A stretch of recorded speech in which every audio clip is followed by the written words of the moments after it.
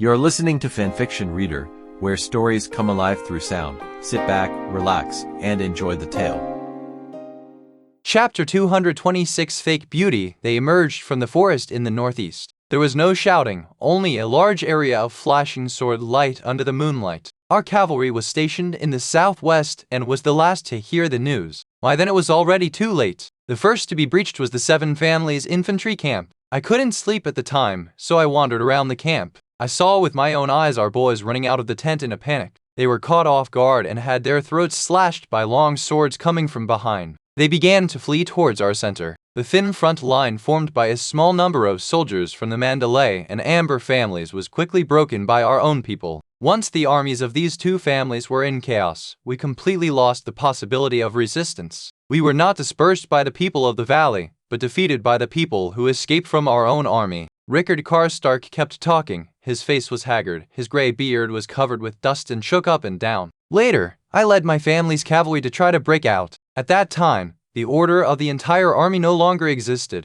The elite heavy cavalry of the Vale people chopped down His Majesty Robert's wolf banner in the second round of charge. Without the flag, the soldiers have no direction and can only fight on their own or flee in all directions. I chose the north and fled all the way. Unfortunately, an eagle cub from the valley shot me in the waist with an arrow and I fell off my horse. Later, when I woke up, the guards had already carried me across the Red Fork River. By that time, it was impossible to go south to see what had happened to His Majesty. It was better to go to the twins. At least one of you or your grandfather would be there. After listening to this, Clay said nothing but waved his hand. The accompanying military doctor immediately stepped forward and untied the bandage around Rickard Karstark's waist, which was already full of the smell of decay. The military doctor was obviously accustomed to seeing this kind of injuries. He just frowned slightly, said trouble softly, and began to take out the corresponding medicine and knife from the wooden box beside him and started to work. Two of Clay's personal soldiers held Rickard Karstark down. The next few days would be very difficult, but if he was not dealt with now, given his physical condition, he would not be able to support the action with Clay. Oh, come on, I can bear it. By the gods, come quickly. I can't wait to get better and avenge my soldiers.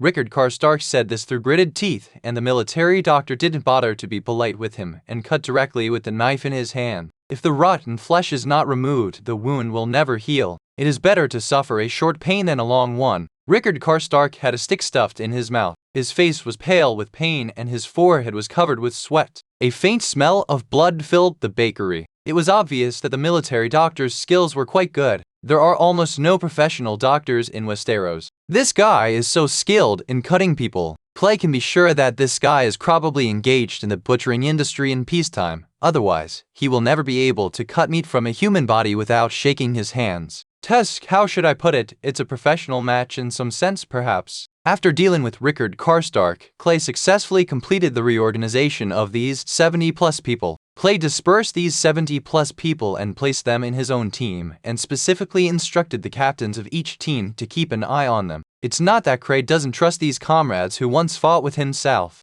If the news leaks, his plan will be at great risk. If John Royce knew that there was an army of nearly 10,000 people rushing toward them in the rear, Clay believed that he would not hesitate for a second and would immediately reinforce Earl Harrenhal's town with all his strength. The people of the valley could not afford to lose that place, but they had just won a sudden victory and thought there was no more threat from the north, so they let their guard down. After helping Rickard Karstark onto a relatively easy-to-control, docile warhorse, Clay looked at the deserted town and issued the latest order. Christen, take 500 men across the bridge and walk a few times to create the appearance of our entire army crossing the bridge. Then you lead your troops across the river again. Remember, this time, keep 2 horses in a row and go west to minimize your traces. At the same time, demolish the bridge for me, but don't demolish it completely and pretend you are evacuating in a panic. Make sure they can repair this bridge so they can cross the Blue Fork River and continue their pursuit. Do you understand me? After Clay finished his instructions, Christen thought for a while and understood the key point of Clay's order. The core of the core is to fake that the entire army has evacuated to the east of the Blue Fork River in order to lure the people in the valley behind to cross the river and pursue. As long as they crossed the river and we didn't, by the time they reacted, we would have already put enough distance between us and them. Moreover, this is a town, surrounded by dense forests, and any traces of large troop movements can be easily concealed, making it the best place to deceive people. Understood, Master Clay. I will take my brothers there right away. Clay nodded slightly. This kid had a good understanding. There was really no one on his side. The only noble, in order to attract them to split their troops, led his men to the north. I will lead my men to retreat into the woods first and cover my tracks. I will wait for you. Just remember, after completing my orders, immediately march towards Ziziton Ferry. I will wait for you there. Go ahead and don't let me down. For some reason, Clay wanted to hear a firm tone of I promise to complete the mission, but Clay knew very well that his wish would never come true in this world. Kristen in front of him had turned his horse around and was riding toward the 500 people that Clay had rode for him. Shaking his head slightly to clear his mind of all distracting thoughts, Clay ordered his troops to march toward the woods west of Beauty Village. It didn't rain during this period, so the ground was relatively dry. Although it took time to clean up the traces, it was actually much easier than cleaning up the mud after the rain. On Kristen's side, 500 cavalrymen also formed a force of more than 1,000 people and began to cross the river in a swaggering manner. The hooves of their horses made the entire bridgehead dusty and there were hoof prints everywhere. This kid was afraid that the people in the valley behind him would not be fooled, so he performed extremely hard. Clay looked at him with a smile, whipped his horse, and headed west. Clay had no intention of sending Rickard Karstark back to the twins, though he could have done so. In the entire northern battlefield of Hegion, including the 1,000 or 2,000 cavalrymen in his hands, the number of troops directly under Clay's command exceeded 10,000. Among them, there are infantry, cavalry, people from Hegion, people from the northern border, and people from outside the Great Wall. All I can say is that the ingredients are so complicated that Clay can't even describe them. But he was not a transport captain who was devoted to micromanagement and would not issue an outrageous order to move the front line 5 meters to the left. Based on this situation, he needed a large number of people to command the troops for him. At least the Eastern Legion has to fight a defensive battle, without an experienced guy to arrange it. If they expect these new recruits to organize the fortifications themselves, the casualties will soar. The military doctor had repeatedly assured Clay that there would be absolutely no problem with Lord Rickard Karstark's health, and that he would always be by his side and keep an eye on his physical condition. In that case, it's not Clay's fault, it's decided to be you. Rickard Karstark didn't know that he had been conscripted by Clay and would help Clay command the army in the future. He was lying on the horse weakly at this time, but his mind was clear. He didn't quite understand why Clay went straight west. Wouldn't he reach the twins by crossing the Blue Fork River and heading north? Lord Clay, what are we doing? After holding it in for a long time, Rickard Karstark finally asked this question. He didn't like these days without any information at all. It made him feel very uncomfortable. Oh, of course we have to go south. Behind us, 3,000 cavalrymen from the valley are chasing us. If we don't run, are we going to wait for them to catch up and stab us to death with their needles? When Rickard heard that there were 3,000 people in the valley chasing him, his back pain immediately stopped and he said anxiously, 3,000 men, Lord Clay, so how do you plan to deal with them? The old guy looked very anxious and his saliva was flying. I must remind you, sir, that they are very powerful in combat. The cavalry's impact is very powerful, and the vanguards are all wearing plate armor. You must not underestimate the enemy, sir. You must not make the same mistake that His Majesty Robert made. Chapter 227. Young man, you actually lied to me. Who said I was going to fight them? Lord Karstark, I never underestimate my opponents. After all, that would mean I'm also underestimating myself. I think you know what I mean. Clay gave Rickard Karstark a strange look and spoke in a strange tone. Lord Rickard Karstark was a little dazed. He didn't quite understand what Clay meant, and Clay didn't explain much to him. He was not needed at this stage. He had to wait until Clay crossed the Red Fork River again. My Lord Earl, your task now is to quickly heal your wounds. If you want revenge, you can't do it if you don't even have the strength to ride a horse. Clay said calmly, and said nothing more to Rickard Karstark. He had to hurry. The army marched westward for a considerable distance before turning back south. The reason why they went some distance west was that Clay wanted to ensure that they would not run into the people from the valley who were crawling like turtles in Clay's eyes. Through the confessions of the captives in the past few days, he already knew that the person chasing him was John Royce from Runestone City. This old guy has always had a fanatical interest in Davala's participation in the war. He is at the opposite extreme from the Dubs in the eastern part of the valley, in Hayu Town, who only want to do business. The last raid was not only because Littlefinger gave him the opportunity, but also because of his push. If no one in the Vale wanted to fight, it would be useless even if Littlefinger held Robert or Rin hostage. A day and a half after Clay left Beauty Set, John Royce, who had noticed something was wrong, finally arrived. With the scout troops suffering heavy casualties, his team became blind men on the battlefield and had to be cautious with every step they took. Although there were plains as far as the eye could see, there were still low hills and dense woods. In the eyes of John Royce and his subordinates, every jungle might hide in ambush, because if it were them, they would do the same. Therefore, every time he arrived at a place, John Royce could only send people to check carefully. Only after he found that it was safe would he speed up and leave. He wanted to give up this stupid pursuit countless times, but gave up in the end. The reason was simple. If he let these 2,000 men as he thought escape, according to his analysis of Clay Manderly, this young man would not abide by the ethics of war and would go directly north to attack the troops led by Count Leonor. Ravens are suitable for point-to-point communication. For 2 mobile cavalry units on the battlefield, it is impossible to give advance warning. If Clay Manderly really follows his idea and leads his 2,000 men to raid the unprepared Leonor, it would be a lot of fun. As long as the 2,000 men under Count Leonor were defeated and Clay had been lost, anyone who looked at the map of the Riverlands would know that Clay Manderly's troops would swim across the sea from then on and no one would know where they were. Not to mention what kind of punishment he would suffer if he was defeated. John Royce was confident that Littlefinger would not do anything to him, but the problem was that if this happened, the battle situation would be completely ruined. Again, they only have 10,000 people, which is a very dangerous number. Now 5,000 people are stationed at the outskirts of the 3 eastern cities to watch over the people inside, and they cannot be moved. The remaining 2,000 Leonor's men were defeated. Even if some of them could escape, it would have no effect on the overall battle situation. In this situation, how could he expect John Royce to use 3,000 cavalry to guard the entire Red Fork River from west to east and ensure that Clay Manderly would not cross the river and go south from any point? What the hell is this, a joke? At this time, John Royce had already vaguely felt that the young man Clay Manderly, who had divided his troops at the Opera Beach Ferry, was probably not fleeing in a panic at all, but was determined to trick him, his old comrade. He was forcing himself to divide his troops, knowing that his goal was to capture all of them. Therefore, this guy dared to divide his troops boldly and lead the largest force to circle with himself on the narrow banks of the Blue Fork River and the Red Fork River. Although he was extremely annoyed, John Royce had to admit that this boy was a tough opponent on the battlefield and was ruthless when he attacked. If he had not concealed his whereabouts at all, he would have lost him long ago. Before, Yohn Royce heard that Jaime Lannister was defeated by a little kid from the north with 5,000 men, and he even laughed at the Kingslayer in Runestone City, but now, he understood Jaime Lannister a little.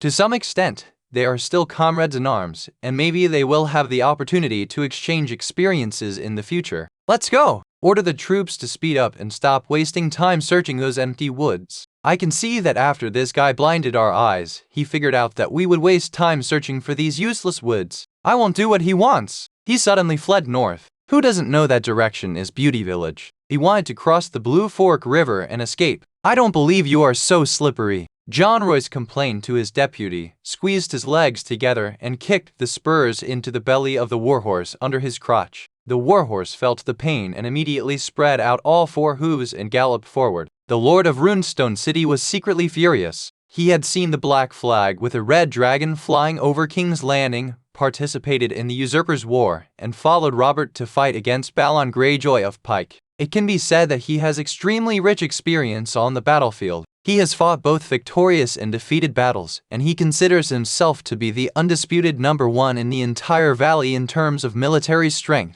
They had just defeated Robb Stark's army. Even though it was a sneak attack without any military tactics, the winner is the king on the battlefield, so they still won and forced the 20,000-strong northern army to flee in all directions. However, soon after, he was defeated at the 3 cities east of Riverrun and banged his head against the city wall, causing his forehead to bleed. Later, this chase that made him feel humiliated happened. He felt that apart from the numerical advantage and better equipment on his side, everything on the battlefield was controlled by the young man he had never seen before, which made him extremely frustrated. He would rather Clay Manderly had 3,000 men under his command so that he could have a fair fight with him and decide the outcome in one battle. Like now, the female prostitute who is like a king is flirting in front of you, making you feel hot and want to pounce on her, but she keeps shaking her hips and running slowly in front of you, just to prevent you from succeeding. Is this what an old man should endure? Do you really think you are the Archbishop of King's Landing and have no taboos on meat or fish? Chrisen completed his mission well according to Clay's instructions. As the person who was responsible for covering the rear and cleaning up the traces of Clay's troops' departure, he led his men and did not miss any details. This guy was mean and cunning. After 500 people crossed the river, according to Clay's idea, they should have pretended that 1,000 people were running north. However, this guy was very efficient and actually created traces of 2 groups of 1,000 people running in 2 directions. Sure enough, the effect was outstanding. When John Royce rushed to the beauty collection as fast as he could and saw everything in front of him, the old Earl's blood pressure rose. Veins popped out on his sweaty forehead because he realized that Clay Manderly was still playing the same trick on him. He divided his troops again. In his heart, John Royce kept cursing this old man Wyman Manderly for not teaching his grandson well. How could he play like this? Wasn't he going to force this poor old man to death? Soon, the soldiers who were exploring the way brought back the news that there were traces of 2,000 people on the other side of the river. They were divided into 2 groups. One group went northwest to the location of the Twin River City, and the other went south with an unknown destination. Clay Manderly. Looking at what was before his eyes, John Royce felt like he would explode if he looked at it any longer. It would be easier to deal with Clay Manderly if they could really drive him to the Twins, because that place is too far away from the main battlefield. Even if he makes another move in the future, John Royce only needs to make some arrangements and then he will know the news in advance and be able to respond. But now, this kid has given him another big problem. The route to the north is heading straight for Count Leonard, where the troops were first divided. And the route to the south, if they find a ferry on the Green Fork River, it will be a direct hit on the heart of the Valley Army. After taking a few deep breaths of the cold late autumn air, John Royce suddenly felt a slight chill on his head. Is it raining? He looked up and found that snowflakes had been falling in the gloomy sky without him knowing when. For some reason, he suddenly remembered the Stark family motto, "Winter is coming." He couldn't help but shudder. Chapter 228 Bad, I Got Fooled. Without hesitation, John Royce chased across the Blue Fork River. After all, he is an old guy who has experienced several wars. He has realized that Clay is deliberately forcing him to divide his troops. Although he didn't understand why Clay did this, he understood one thing: you should never do what your enemy wants you to do.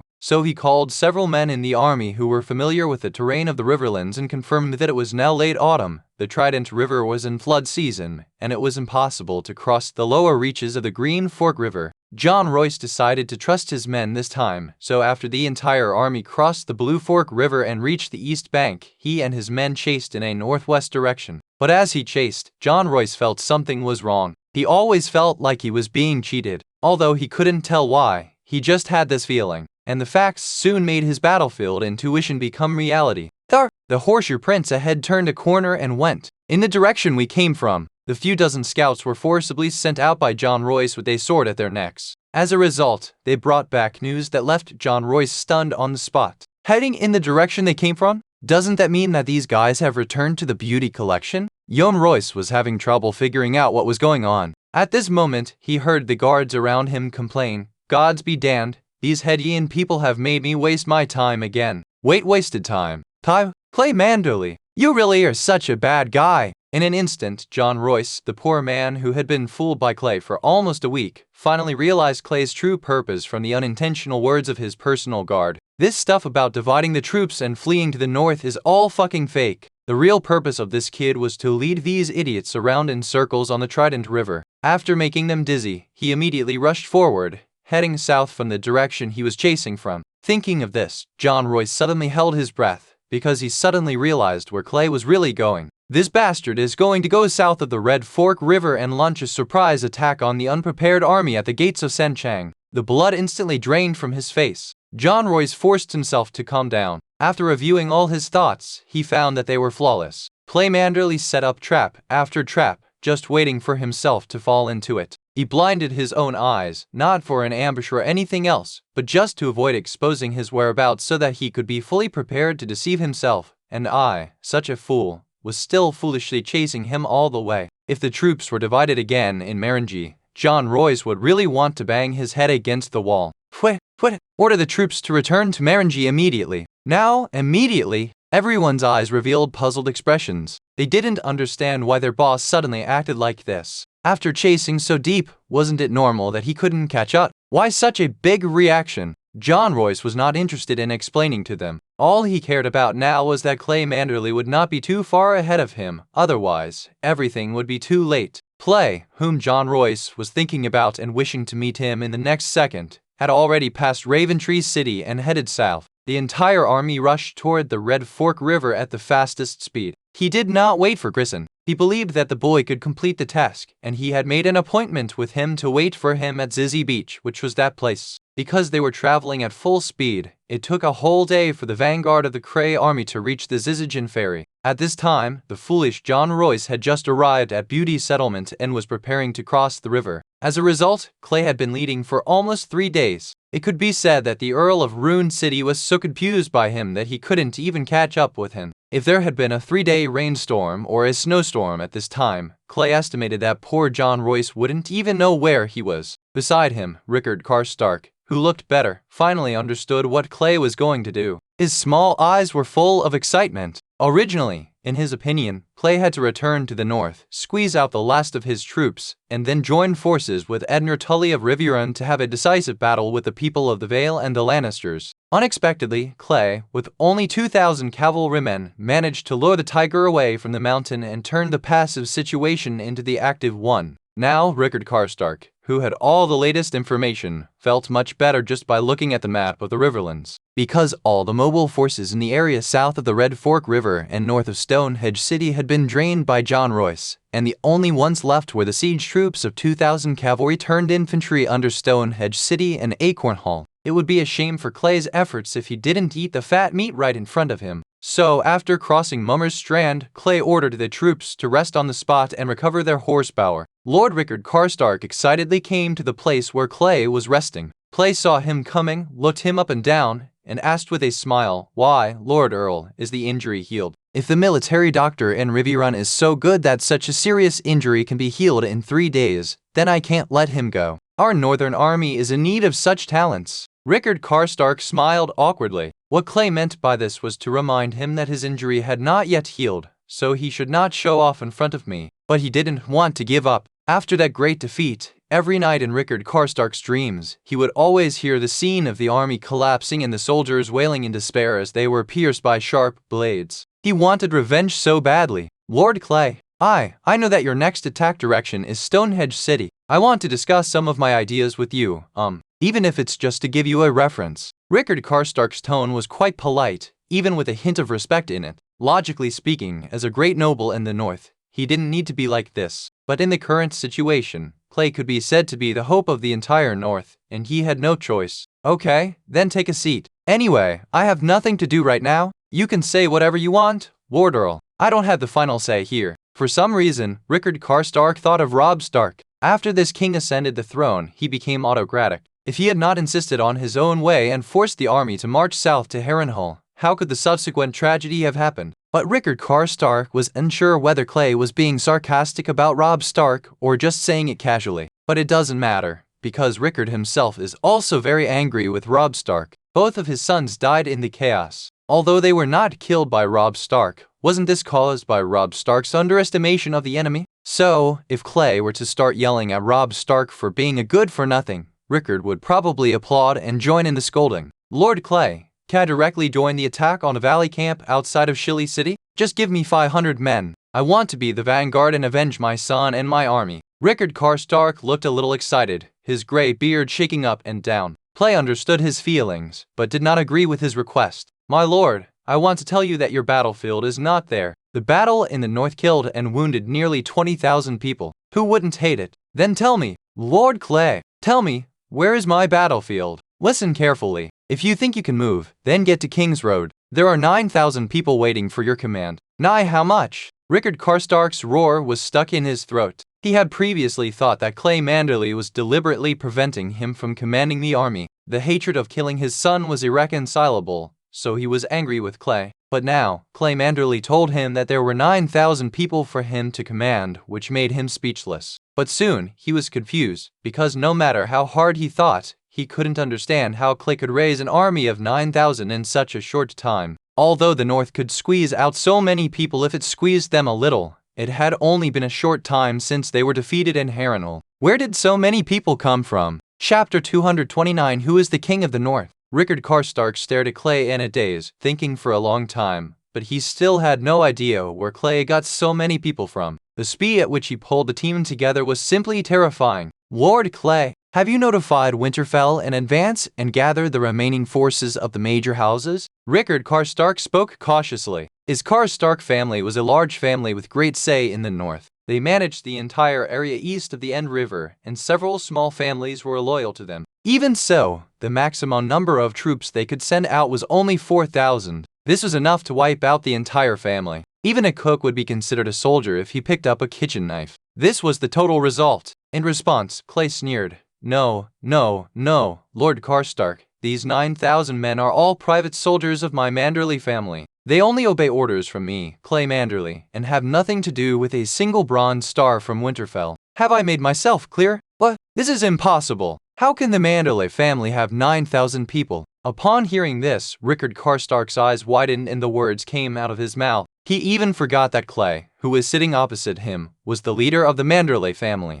Lord Karstark thought Clay was talking nonsense, but based on his understanding of Clay, he felt that what Clay said was true because Clay had no reason to lie to him. Gods, how could the Manderly family possibly come up with an army of 9,000 people? Including the more than 1,000 people here, there are more than 10,000 people. In addition, Winterfell will send more to rescue Robb Stark and make up for the Clays. Lord Rickard Karstark found that he dared not calculate anymore. If he continued to calculate, the number of troops that Clay would soon control would be greater than when Robb Stark had marched south with all the power of the north. Who is the king in the north? Lord Clay, where did these troops come from? To be honest, this really surprises me. It's an accident. It doesn't matter. I just want to ask you, is an army of 9,000 enough for you to command? Answer me? Oh, that's enough. Master Clay, if you want to know where they came from, just go and ask them yourself. From now on, 2 of my guards will follow you and escort you to the army. Sir Meryn Manderly will be waiting for you there. You can ask him when the time comes.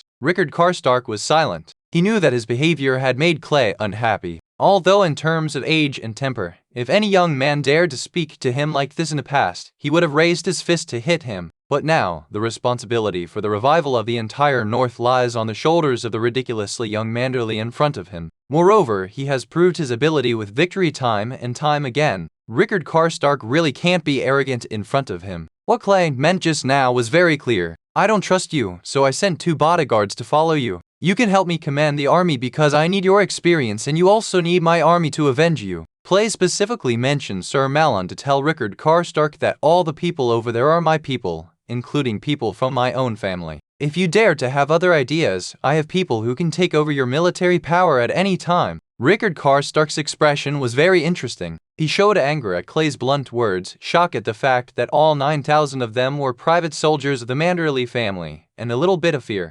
Fortunately, Clay Manderly is still on the side of the north. If he just found a king to kneel down, with the current size and military strength of the Manderly family, he would be fully qualified to be made a duke. All Clay needs to do is turn his guns around and use the 10,000 men in his hands to find a way to defeat the 20,000 men in the hands of that idiot Edmure Tully and Riverrun. In that case, the entire 3 Rivers Basin and White Harbor will all surrender to the Manderly family. All right, Rickard Karstark, I won't ask you how we lost the Battle of Harrenhal. I know that Robb has a stubborn side, but he is definitely not the kind of person who sticks to his own opinions. With so many of you, have you really persuaded him? Also, you guys are more experienced in the battlefield than us youngsters, right? You've already discovered that there's a large army moving in the direction of the Bloody Gate. If you don't trust Lysa Tully, why don't you send someone to investigate? I am the cavalry commander myself. I know very well that if you were not completely unprepared, or even slack, they would not be able to overwhelm you in such a short time with only 10,000 of them.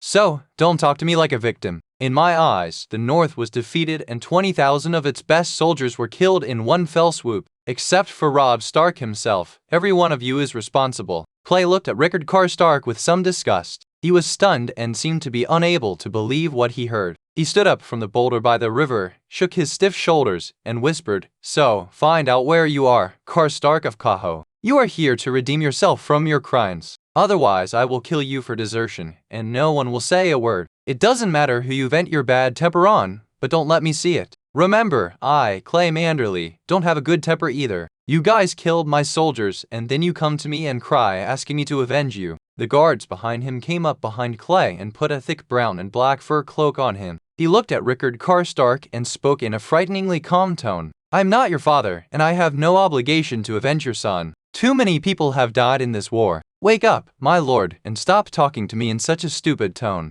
Do you understand?" Rickard Karstark left, half supervised and half escorted by two of Clay's Witcher guards, and quickly headed east. Clay kept John Royce's men in the Three Rivers Basin for so long, playing hide and seek for quite a long time, just to give the army in the east enough time to move south. When passing by Raventree City, the news was delivered to Clay. Sir Malon, led by the only 2,000 elite cavalry of the Manderly family left in Clay's hands, attacked Earl Harrenhal's town at night in the same way. When Clay arrived at Raventree, Sir Malon's victory report had already arrived there. This was what Clay had reminded himself before, to contact Raventree directly when there was any news. This battle wiped out the 1,000 infantrymen in the valley who were responsible for guarding logistics, and completely occupied the valley and the Lannister logistics center. Although it would certainly be impossible to keep it secret and would eventually be known to the people of the Vale and the Lannisters, it didn't matter. By that time, 7,000 infantrymen would have already formed a defensive formation there, waiting for them to arrive. There was one thing Rickard Karstark was wrong about.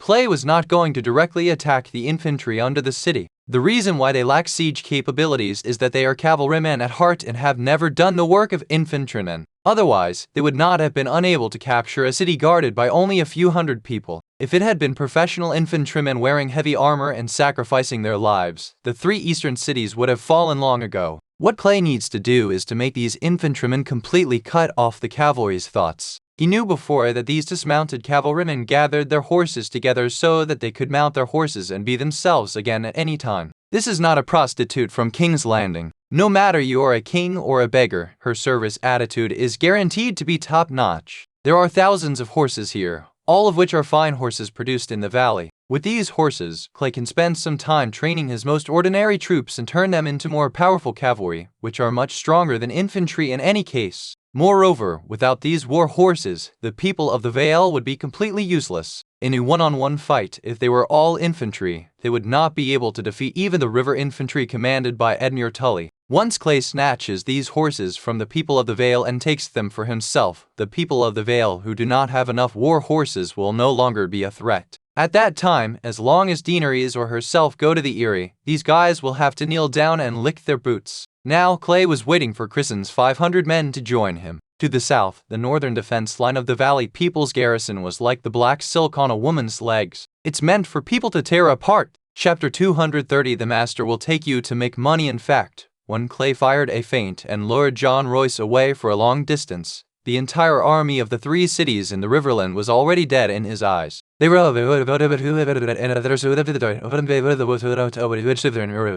would be a shame not to kill such an army mercilessly. Therefore, when Clay crossed the Red Fork River for the second time, his war target had changed from the thousands of dismounted valley people to the valley war horses he had been thinking about. War horses are different from ordinary horses. They are well trained and will not throw their masters to the ground on the battlefield just because they are shot by an arrow. Moreover, their endurance, sprinting speed, and physique are much stronger than those of ordinary horses. It can be said that the value of a good war horse is comparable to that of 3 or 4 ordinary horses. The annual expenditure is very high. If there is not enough money, this horse alone can eat a person into bankruptcy. This thing is basically monopolized by the nobles, and the common people simply cannot afford it. Therefore, apart from the several guardian dukes who have focused all their expertise on cavalry, relied on trade to gain wealth, and invested a large part of it in cavalry construction, none of the others can organize a cavalry group of tens of thousands. There is no other reason, it's just that they are too expensive.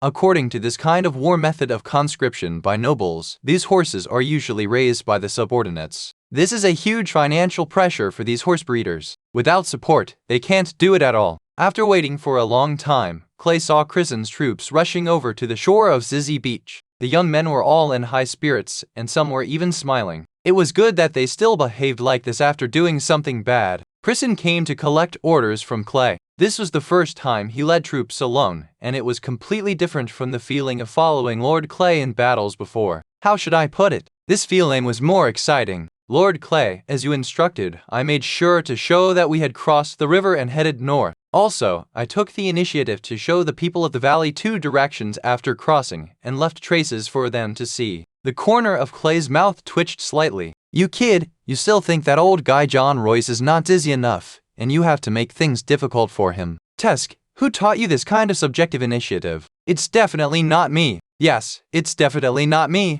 Patting Kristen's shoulder vigorously, Clay's face, which had been tense for a while, finally showed a rare smile. He had no one under his command. This was the most intuitive feeling that this war gave him. It's not that he really has no one available. In the last war, among those northern nobles who fought with him, several were his right-hand men and were quite capable in fighting. But the problem is that most of these people were killed north of Harrenhal due to Robb Stark's stupidity. This time, when Clay led the war against the Vale alone, he found that few of his men knew how to fight. They are not his family. Sir Marlon's beard is completely white, but he still has to recruit him to do hard labor. It is really difficult for him to lead 9,000 troops south. He had no choice but to force Kristen, a former Special Forces unit, to take on the position of commander. There was really no other way. He was alone and couldn't handle everything. Okay, take a break. I'll give you 2 hours to drink some water. The food is ready for you. After you're full, tell your brothers that Lord Clay Manderly is taking them to make a fortune. Yeah, rich? What do you mean, sir? Get lost. You'll find out when you get there. Hurry up and pass on the order to me. On the other side, in the town of Earl Haraway, where the smoke and dust had just settled, Sir Marlon Manderly set up the central military tent to the north of the town. The reason why he set up his headquarters here is because it is adjacent to the King's Road in the north. Even if he really cannot win, this place is the best place to escape. He was considering Clay, but he didn't expect that Clay had no intention of taking charge of the army himself. Sir, the remaining troops in the valley have been completely cleared out. As per your orders, no one will be left alive. A knight from House Manderly came to the headquarters and reported the news to Sir Marin. Among the 9,000 people, 2,000 elite cavalrymen are actually the foundation for maintaining this large army. If they are not there, the barbarian army will have evil intentions, and the 4,000 new recruits will be panicked. Sir Malon was well aware of this, so when the army arrived not far north of Earl Haraway's town, he directly ordered the Manderly family cavalry to launch a fierce attack. The valley people stationed here were totally unprepared. They only held out for less than an hour in the darkness before they were completely defeated. Then, wielding blood-stained swords, the cavalry of the Manderly family charged into the logistics center of the army. At daybreak, Sir Malon ordered 4,000 new recruits to go into the battlefield as a logistics distribution center for the army. There were many people from the valley in this place, and 2,000 long swords could not kill them all in a short time. Therefore, these 4,000 new recruits who had never been on the battlefield were just right to go in and clean up the battlefield and catch any fish that had escaped the net. After seeing blood, they would not be so afraid when they really went to the battlefield. The victorious Manderly family cavalry only paid the price of less than 100 people, so they still had the strength to continue the pursuit. The people of the valley mainly ran in 2 directions, east and west. Going west was to find the garrison of the army led by John Royce, and going east was to return to their hometown, because the Bloody Gate was in that direction. Sir Malon did not hesitate at all for this situation and gave the order directly, let go of all the enemy troops fleeing to the east, and kill all the enemy soldiers fleeing to the west. Kill as many as you can. If you see a large enemy army coming to rescue you, do not hesitate to fight, and return here immediately. Sir Malon knew very well that he would have no way to chase them if they fled into the valley. Firstly, he also hoped that these guys could pass the news of their defeat back to the valley. The order that Lord Clay had given him before was to attract the enemy's attention here as much as possible. He faithfully implemented Clay's will, and pursuing the east and the west was the product of this logic. The new recruits began to enter the battlefield, and soon some of them were vomiting uncontrollably due to the bloody corpses. Some who had seen dead bodies turned pale, and their throats kept contracting. Before the attack, Sir Malon repeatedly emphasized to his cavalry that they should not hold back in this attack, and should use the blood of the people of the Vale to commemorate the remaining souls of the dead soldiers of the Northern Army north of Harrenhal. Thus, the 2,000 cavalrymen, who had completely let themselves go, turned the town of Earl Haraway into a complete battlefield, and every sword would raise bright red blood. Some remnant soldiers in the valley who had escaped the disaster by hiding in corners were found out by the new recruits who entered the city, and as a result, fierce hand-to-hand combat broke out again. The new recruits lacked battlefield experience, and even though they had more people, they would suffer some casualties in the initial panic. But later, when they overcame their fear and caught up with the remaining soldiers in the valley who were frightened and fighting like trapped beasts, their mentality quickly stabilized and they began to spontaneously form small groups to strangle the entire town. As for the army consisting of more than 3,000 wildling captives, Sir Malon directly ordered them to start digging trenches outside the town. What is the purpose of digging ditches? Of course, the solution is to dig out the soil and pile it up into earth walls nearby. 2 walls are placed next to a ditch, and the cycle continues. There was no way. Earl Harrenhal's town itself had no walls and was not conducive to defense. Although Earl Wyman had given the army enough equipment when they came out of the Twins, if they could not withstand the first wave of attacks, all the equipment would be lost to others. In this way, it took 1 day for 4,000 new recruits to completely clear the entire town and seize a considerable amount of food and equipment after suffering more than 300 casualties, most of whom were wounded. Then, Sir Malon sent the remaining 3,000 people out to dig. Clay had discussed the situation of the entire Riverrun battlefield with him before leaving, and he knew very well who his enemies were. Therefore, he has very strict requirements for engineering. So, without anyone noticing, a strange earthen city slowly rose from the ground. But when its enemies really saw the whole picture of this earthen city, it would be too late to regret. After all,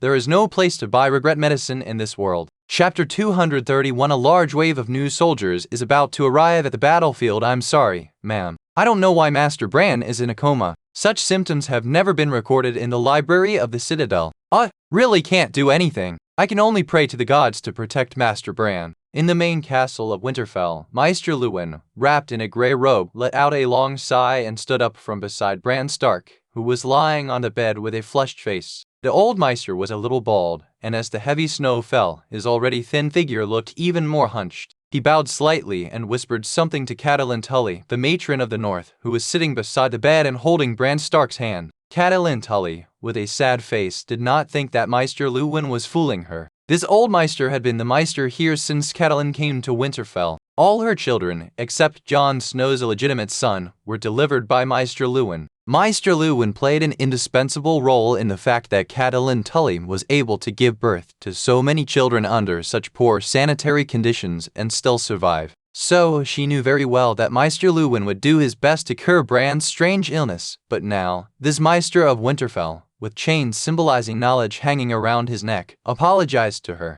Thinking of the South and her eldest son whose life or death was in danger, Catelyn Tully couldn't help feeling a sense of despair. According to the order of succession, if something happens to Robb Stark, Bran will be the second heir, so now he is the nominal guardian of Winterfell. After all, his brother is away on a war. But according to this situation, if Bran Stark cannot survive this cold winter, the crown of the North will fall to Catelyn Tully's last son, Rickon Stark, who is only 5 years old. Catelyn Tully didn't dare to imagine what would happen then. A king who would challenge the Iron Throne and lead the entire Riverlands and the North towards independence would be only 5 years old. Moreover, there is no one around the king who can help him. She is just a woman. She can take care of Winterfell for Rickon. But when it comes to leading the entire country, Catelyn Tully knows very well that she does not have the ability to do so. There is another problem that Catelyn Tully wants to avoid thinking about, but have to think about, and that is the army, or rather, the army that have now assembled in Winterfell but is about to be handed over to Clay Manderly. She knew very well that her son Robb's defeat had nothing to do with Clay Manderly. But in the current situation, if Clay Manderly had other ideas, Catelyn Tully would be helpless. As long as Clay Manderly marries his eldest daughter Sansa Stark, and then is ruthless enough to make Rickon Stark disappear or die of illness, then he, Clay Manderly, will become the uncrowned king of the North. Catelyn Tully no longer dared to think about what would happen in the future. She wanted to take control of these troops that could still obey Winterfell's orders. But she couldn't do it, because these troops gathered in Winterfell in order to go south to rescue the nobles and armies of the major families who might still be alive. Catelyn Tully had to and could only send these troops to the Twins. She had no second choice. Clay's departure allowed the three-eyed raven, the agent of the will of the old gods, to completely let go of his actions. Bran Stark is a person with green vision and also the best carrier of the power of the old gods. In the past, when Clay was in the north, the three-eyed raven did not dare to take any action because he found that once his magic entered Clay's body, he could no longer feel it. However, he knew very well that once Clay's magic invaded him, his only end would be complete destruction. Therefore, the three-eyed raven never dared to go against Clay's will directly, and sent dragons and provided help, just to find a way to get rid of this evil star. As long as he occupied the land in the south, he would be the enemy of Ardor. However, as the door lock that blocks the god of cold from moving south, he is not from Ardor's faction, so he is in an awkward situation. If Clay can help him attract firepower, the three-eyed raven will certainly be more than happy. Therefore, after Clay left the north and went south to fight, he accelerated the pace of eroding Bran Stark. As long as he completely devoured Bran Stark's sanity, then this body would be his new carrier. He also took the opportunity to control Winterfell and had the opportunity to get involved in the entire north. He is not interested in worldly power, but if he possesses worldly power, he can continue to devour members of the Stark family from generation to generation. After all, as the original ancient family, the bloodline of the Stark family is one of the best carriers of magic. It's almost there. It's almost there. Bran Stark's will has been broken. Play Manderly, the agent of the alien god. I have no intention of being your enemy, and I hope you will fulfill your promise to me. A hoarse voice came from a tree hole outside the Great Wall, and was immediately shattered by the wind and snow. However, the real voice spread to the entire northern land along with the heart trees that constantly flash with magical light in another perspective. The power of the old gods has been operating in the north for thousands of years and has a deep foundation. If it weren't for the sudden emergence of Clay, their plans would have progressed faster than they are now. The next demonic tide has arrived. Every living being that benefits from it must find its own position as soon as possible, otherwise it will be completely swallowed up by the surging tide of magic. No matter how reluctant they were, the major families gathered their last forces and led by Sir Roderick, his second-line garrison of 8,000 people with little combat experience, and headed toward the Twins. This is the last strength of the North. If the current social system is not changed, this is almost the limit of the human power that the entire North can squeeze out. If it is forced further, the political situation in the entire North may be in turmoil. The Twins had already received ravens from Winterfell and had prepared a base for these 8,000 men in advance. At this time, Earl Wyman couldn't help but sigh that if these 8,000 people were in place, the number of troops directly commanded by the Manderly family would be almost 20,000. This is a very magical number, which means that the Manderly family, with the title of Earl, has more troops than Stannis Baratheon, who is currently sitting on the Iron Throne, and Dorne. If these 20,000 people really become Manderly's troops in the future, the Stark family's position as the king of the North should be given up as soon as possible. Otherwise, they will have to acquiesce to the independence of White Harbor and the entire Twins, forming a new kingdom. How could such an outrageous thing happen? Only a king who completely unified the 7 kingdoms and sat on the Iron Throne could have the ability to command an army of 20,000 vassal soldiers. He now felt more and more that it was a wise decision to take Wilfred back from Winterfell. Otherwise, wouldn't he be handing her over to someone else as a hostage? Before leaving, Clay gave him the complete war plan.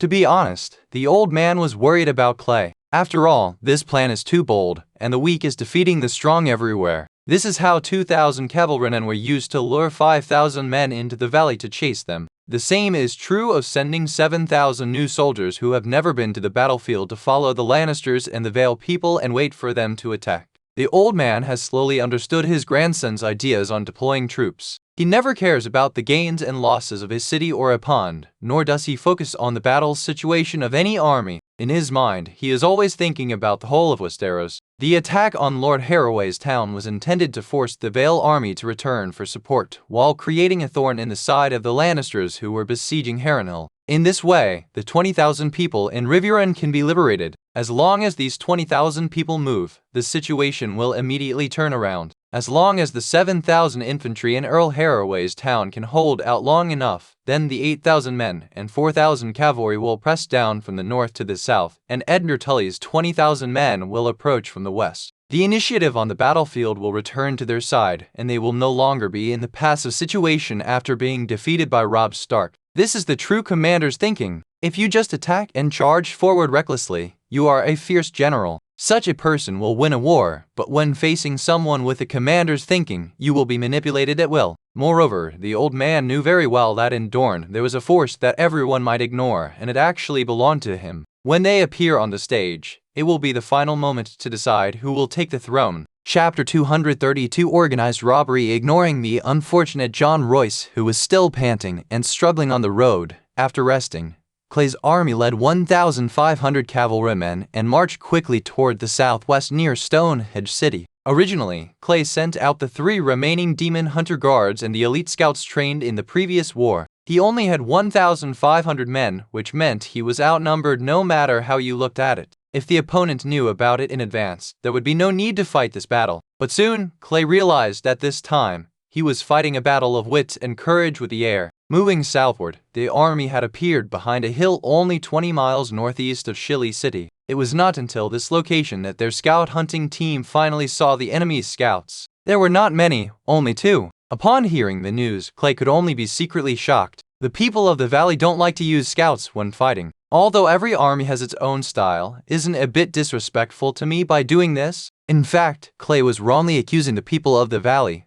because until now, they did not think that Clay Manderly would break through the blockade of the 5,000 cavalry commanded by John Royce and appear behind them like a miracle. Since there is no threat, why bother with scouting and patrolling? Even if there is, after a few days of taking it seriously, once they feel they are safe, they will inevitably become perfunctory. However, being perfunctory on the battlefield is an extremely irresponsible behavior, and there is a price to pay for this behavior. Sir, we have already found out that the gathering place of the Vale People's War Horses is in a small valley to the south of us. There are about 300 cavalrymen patrolling back and forth, but they seem to be quite slack. After completing the reconnaissance, Chryson and his sentinel team quickly left the area to avoid being discovered by the enemy in advance. There are 4,000 horses here, and the Vale people only sent 300 people to watch over them. If we don't rob them, we'll be doing a disservice to their defensive arrangements that deserve to be dragged out and beheaded. I don't know how His Majesty Robert lost to such a group of people. Someone who was close to Clay heard the information that Chryson fed back and was shocked and filled with emotion. Clay obviously agreed with what he said.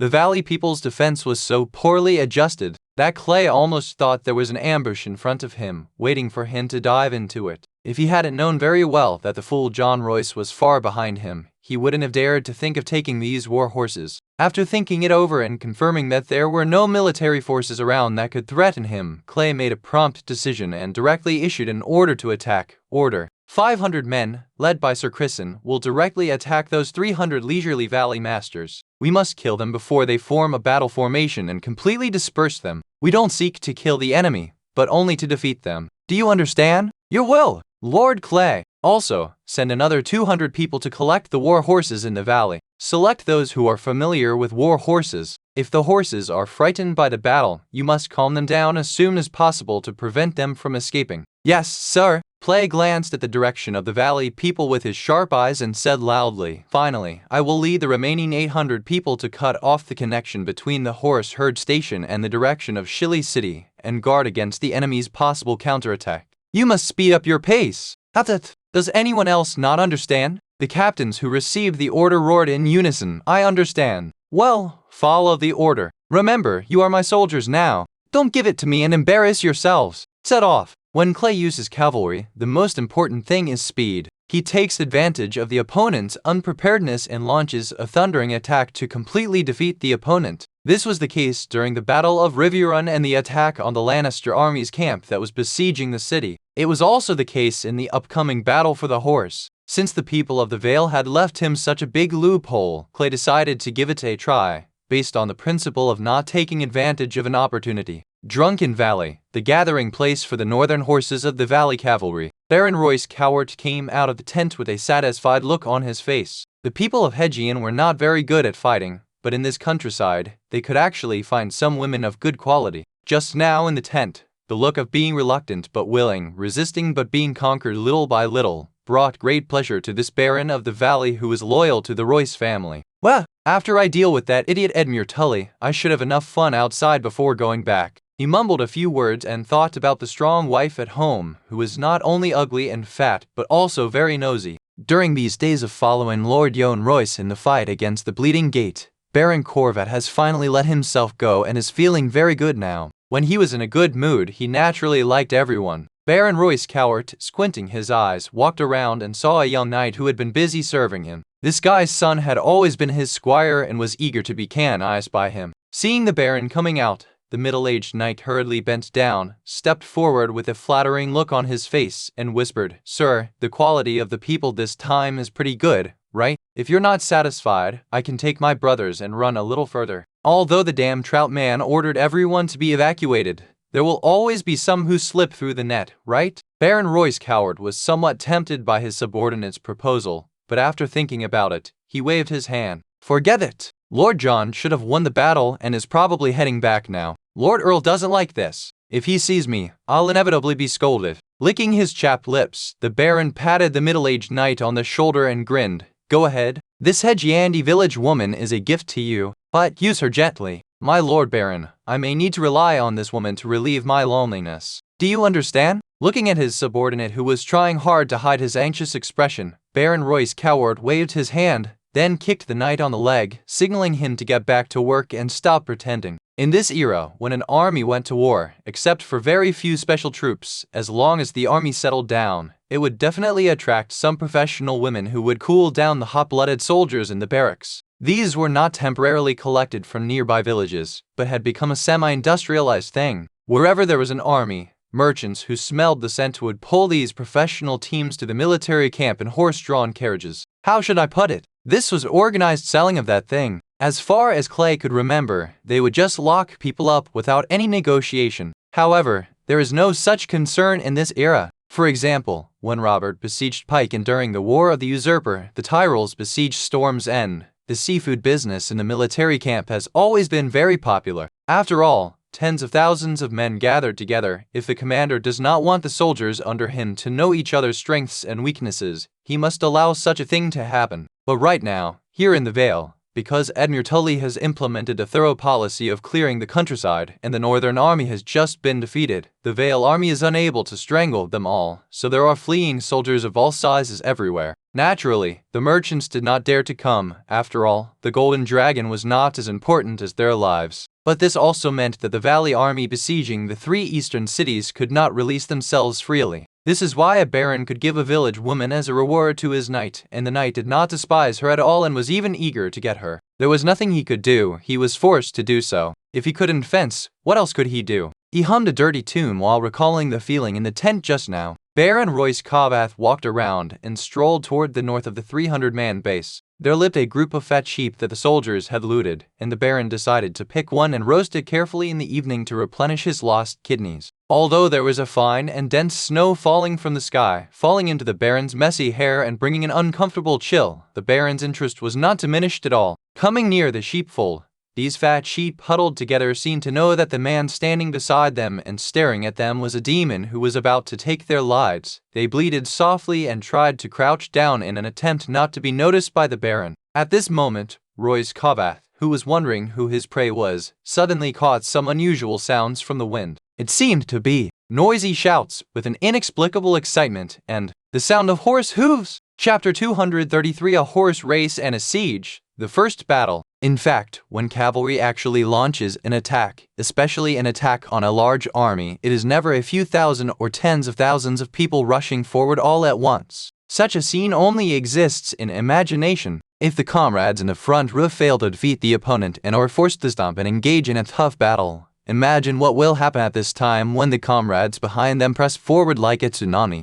At that time, it will become a crowded place, and the cavalrymen in the front will have to understand again what it means to be surrounded by men or to have a head full of big men, as this will damage their own combat effectiveness. Therefore, more frequent, small-scale charges are the most efficient way for cavalry to fight. However, for the scattered and unprepared people in the valley, any damn tactics are waste. Just charge and it's done. So Baron Royce Coward, who was about to choose dinner, suddenly found that he seemed to have become someone else's prey. Hundreds of cavalrymen, carrying the golden halberd mermaid flag, formed a basic cavalry charge formation and suddenly appeared from the top of the hill. No one shouted, and the Baron could hear nothing at this moment except the sound of galloping horses. The remaining sanity kept alerting him to leave this dangerous place, but his brain had completely crashed. Baron Royce Coward couldn't understand why the cavalry of the Manderly family appeared here. Shouldn't Lord John Royce have defeated them? How is this possible? Did they fall from the sky? Among the 300-man garrison, there were about 50 or so people who were still on their horses. When they saw the 500 cavalrymen rushing down from a high place, everyone's first reaction was uniform.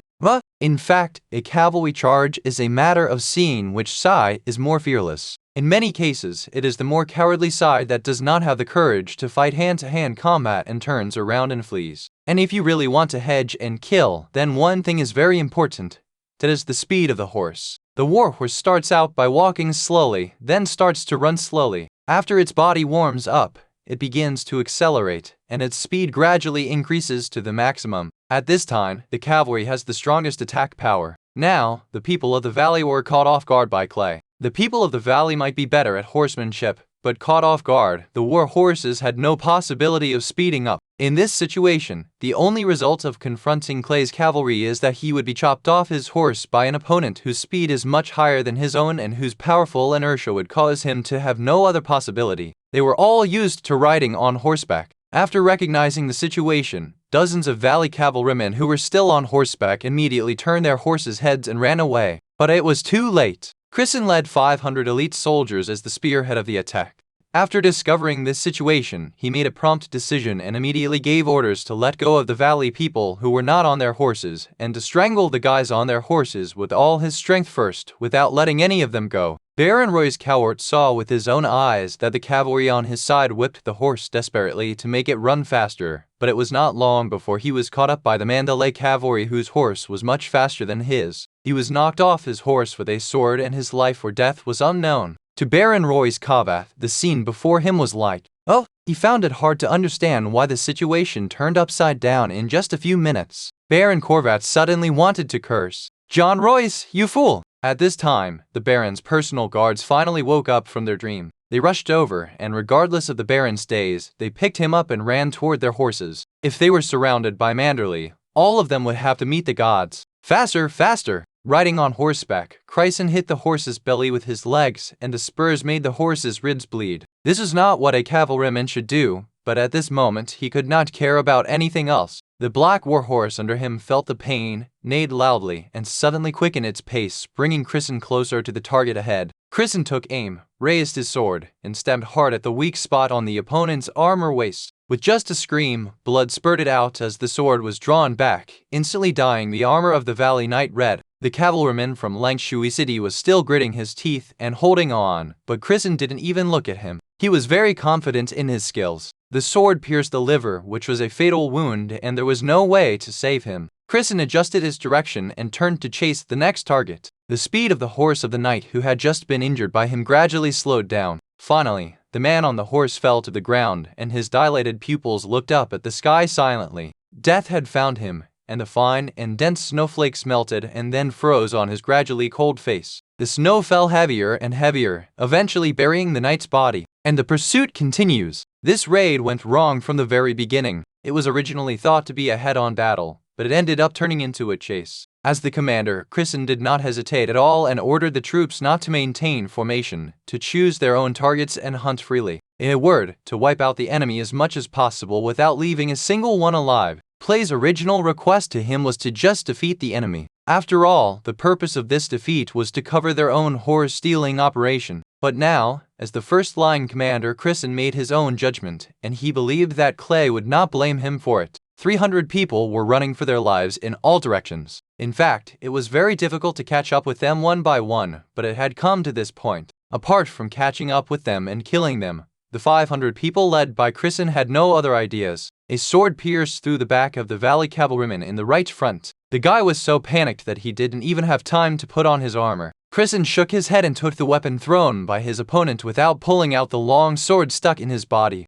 Just at this moment, he noticed a target, or rather, a group of targets. In this chaotic battlefield, everyone was fighting on their own, and the Valley people who formed formations of 2s and 3s were crushed to pieces by him in the first wave of charge. And now he saw 8 cavalrymen gathered together, protecting someone. They had been trying to be as low-key as possible, without displaying the flags of the nobility or wearing robes representing their families. But on this battlefield, the fact that they were gathered together was their biggest flaw. Without any hesitation, Crisson immediately called out to the dozen or so cavalrymen nearby who had no target for the time being, pointed his bloody sword in the direction of the 8 cavalrymen, and shouted, "Look there, rush over and entangle him." Complex commands are never needed on the battlefield. The simpler the commands, the more efficient they are. The cavalrymen who heard the shout followed the direction of Crisson's sword and immediately realized the commander's target. They gritted their teeth, rushed forward and chased after the 8 horses. Standing in the center of the personal guard's protection,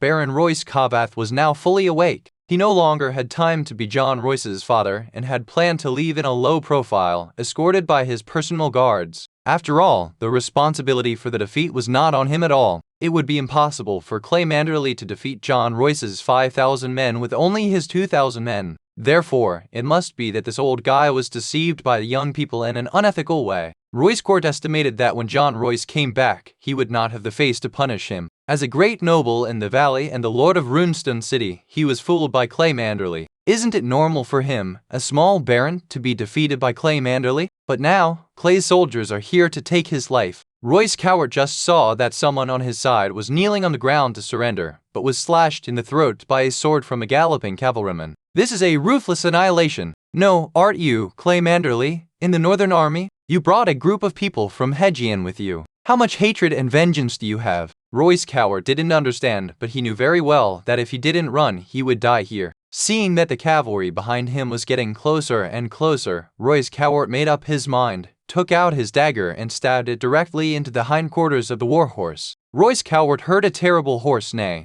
He had thought that the horse would run faster with this neigh, but he didn't expect that his own riding skills were not up to standard and he couldn't control the increasingly violent horse. Finally, the galloping warhorse suddenly raised its front hooves high, and the Baron, who was caught off guard, was thrown into the air. It perfectly conforms to classical mechanics, drawing a beautiful parabola in the air. The elegant Baron fell heavily to the ground, and was completely dizzy. The guards had no time to turn around and could only run farther and farther away, shouting, "My Lord Baron." Royce Cowart, covered in dust, looked at the sword that was flashing coldly in the air as it came towards him. His face was pale, like snow flying all over the sky. Chapter 234 Preparation for the Second Battle. Kneel down. Chrisen kicked Royce Court hard in the knee. The enormous force caused the pampered Baron to kneel down in the blood-red mud mixed with snowflakes. The kick from Clay's personal guard almost broke his knee. Chrisen was very ruthless. Royce Kavath screamed twice instinctively, and just as he was about to continue howling, the long sword with blood not yet dried was already placed on his neck. Looking around, the Baron shuddered at the cold gazes from everyone around him. He suddenly realized that these guys might really kill him. If his guards had not shouted out his noble identity when he fell off his horse, he would have been dead by now. "Shut up! If you scream again, I'll kill you." Chrisen's voice sounded like it came from hell, 3 times colder than the snowflakes hitting Baron Royce Court's face. After taking a faint glance at the valley nobles who were committing evil acts on the ground, Clay ignored him for the time being. He looked at Chrisen, who was covered in blood and mud, with a hint of approval, and said with a smile, "Good, Chrisen. Very good. We wiped out all 300 people in the valley in one battle. Only a few escaped. I am very happy." Chrisen was also very happy. He followed Clay into battle and found that his master had never fought a head-on battle. He always made use of everything he could and always put himself in an advantageous position. Raid, and more raid, each time taking the opponent by surprise. The divine soldiers descended from the sky to attack the opponents who were not yet stable and had lost their organization in panic. Then they were like fish on a chopping board to be slaughtered by Clay's cavalry with their swords. Once is luck, twice is good fortune, but 3 or 4 times is not the case. This is Clay's winning code that has kept him undefeated on the battlefield. It's very simple and can be described in just one sentence, but to actually do it is extremely difficult and 1 in a million. Sitting upright on his warhorse, Clay, wearing a thick gray-black fur cloak, had been fighting for such a long time that he had no time to take care of himself. His full beard made his face no longer look childish. "Chrisen, I'm glad you won." After a pause, Clay continued, "I'll leave these 500 men to you. Go and help clean up the battlefield first. The cavalry armor of the valley people is good stuff. It would be a pity to leave it to them." "Yes, sir." "Also, after you finish this, bring some people to help control the herd of horses. Lord Clay, forgive me for overstepping my authority, but please control the horses. We can't just stay here. We can't keep an eye on these thousands of horses forever." Clay nodded. This was the reason why he chose Chrisen among the 5 demon hunter guards. This kid had a sharp mind and dared to think, which was a rare quality in the current situation. "Well, that's right. So, after you have organized the horses, I want you to take them to Earl Harroway's town, where Sir Malon has stationed an army of 9,000 men. Although the whole road is plain, there is no force that can threaten us. Remember, go quickly and come back quickly. After handing the horses to Sir Malon, tell him to send someone to send the horses to the twins. Then you will take charge of the 2,000 cavalrymen of our Manderly family and bring them to me. Clay's speech was long and contained many commands, but Kristen still understood it. Send the horses to the town of Earl Harrenhal, deliver the message to Sir Malon, and then return with 2,000 cavalrymen himself. This is what he had to do, simple and clear. In fact, Lord Clay could have done this by himself, but he was not confident that he could use the remaining 1,000 people to stop the garrisons of the 3 cities who were ready to counterattack at any time. Kristen understood and had no complaints. Understood, Lord Clay. I will go now and complete your order as soon as possible. Kristen was unwilling to waste a moment. After bowing to Clay, he immediately mounted his horse and rode away with his men. After he left, Clay turned his gaze to Baron Royce Court, who was kneeling on the ground with snowflakes on his shoulders. I'm a very easy person to talk to. I ask you a question and you answer it. If you don't answer or answer randomly, I'll chop off your head. How about that? Fair, right? Clay's smile was so faint that it was almost imperceptible, but even this slight smile was like a devil's smile in Royce Cowart's eyes. Okay, Master Clay. The Baron of the Valleys' throat rolled with difficulty. The threat of death made him tremble all over like a clown. Very good. Clay nodded slightly. He didn't want to encounter a tough problem because it would be troublesome to chew on a tough problem and he was too lazy to do it. Well, please introduce yourself first. I'm a baron from the valley. I'm sorry, I don't know which family your emblem corresponds to. I'm not good at heraldry. Clay seemed to be criticizing himself, but his words made Royce Court's face turn red. The meaning behind the statement is, who the hell are you? I have never even seen this emblem. This was an insult, a naked insult. In the past, Baron Royce Cowart might have argued with Clay to defend his family's honor, but in front of the gleaming sword, he had no idea at all. Weakness is the original sin. You are weak, so you can't protect anything. I am the Baron of Coldwater, Royce Corvat. No matter how flustered he was when he introduced his title and name, the result of thousands of times of practice made him speak smoothly, without any difference from the ugly stuttering just now. Oh, the Corwat family, Coldwater City. Okay, Baron, I got it. Clay nodded, but showed no intention of giving the Valley Baron any respect. Now, I want you to tell me about your military deployment under Shilly City. I don't believe you don't know. Remember, this is your only chance. Believe me, I have a way to verify the truth of what you said. For Clay, it would be a simple matter of dragging the situation down and casting an Axis sign when no one was around to get rid of it. But now, he was the northern god of war that everyone was paying attention to and the backbone of these 1,000 cavalrymen. If he continued to do this, people would inevitably think too much. Ask first, it would be best if you can get the answer. If it turns out that this guy is hiding something, don't blame Clay for locking him in a small dark room and giving him a good beating. Royce Corvat instinctively wanted to refuse, to shirk, to hide it, but when he saw that half smile and that pair of calm eyes, he got scared. He was not sure how much this divine war god from the north knew about his deployment under the 3 cities. Although Royce Cowart felt that there was a high probability that Clay didn't know, but what if? He was just a small baron and had no loyalty to the entire valley. As the situation has gotten to this point, don't Yohn Royce and his group of Great Valley nobles who led the troops have any responsibility? If you lose your life because of ridiculous loyalty, you are a complete fool. All nobles are the same. First themselves, then their families, and finally others. The thought came to him. Baron Royce Corvat bit his back teeth and said, Lord Clay, since I have been defeated, I will exchange the intelligence of the 3 cities in the Riverlands for the chance to exchange my life for a ransom. What do you think? Clay nodded and smiled. A reasonable request. Since he is planning to tell it, it means that the person in front of him is not stupid, and he is not a murderer, so just keep it. Lord Clay, that old fellow Yohn Royce has left a siege force of 2,000 men at the foot of Stonehenge City. You should know that they have abandoned their war horses and switched to infantry attacks. They have suffered some casualties over this period of time. I don't know exactly how many, but there must be more than 200. Continue. I went to ask for supplies for the remaining 1,000 people the day before yesterday. They set up 2 camps to surround the city, one on the north and one on the west. The one in the north is the original camp, and most of the people in it followed Yohn Royce to chase you. The ones in the west should not have moved. I estimate that there are at least 1,200 people in there, but I can't guarantee the exact number. Clay started to think in his mind that one north and one west was a good way of camping for the people in the valley. To the south is the direction of Acorn Hall, where there are also garrisons in the valley. As for the east, the people of the valley deliberately left the east side for you. How dare the people in Chili City escape from the east? Remember, Riverrun is in the west. Running east is seeking death. Chapter 235 Dirty. The weather is already very cold. After the long summer that lasted for more than 10 years, this short autumn seems to be coming to an end soon. Ever since Clay started heading north to the Great Wall to eliminate the threat of wildlings outside the Great Wall, the temperature has dropped dramatically.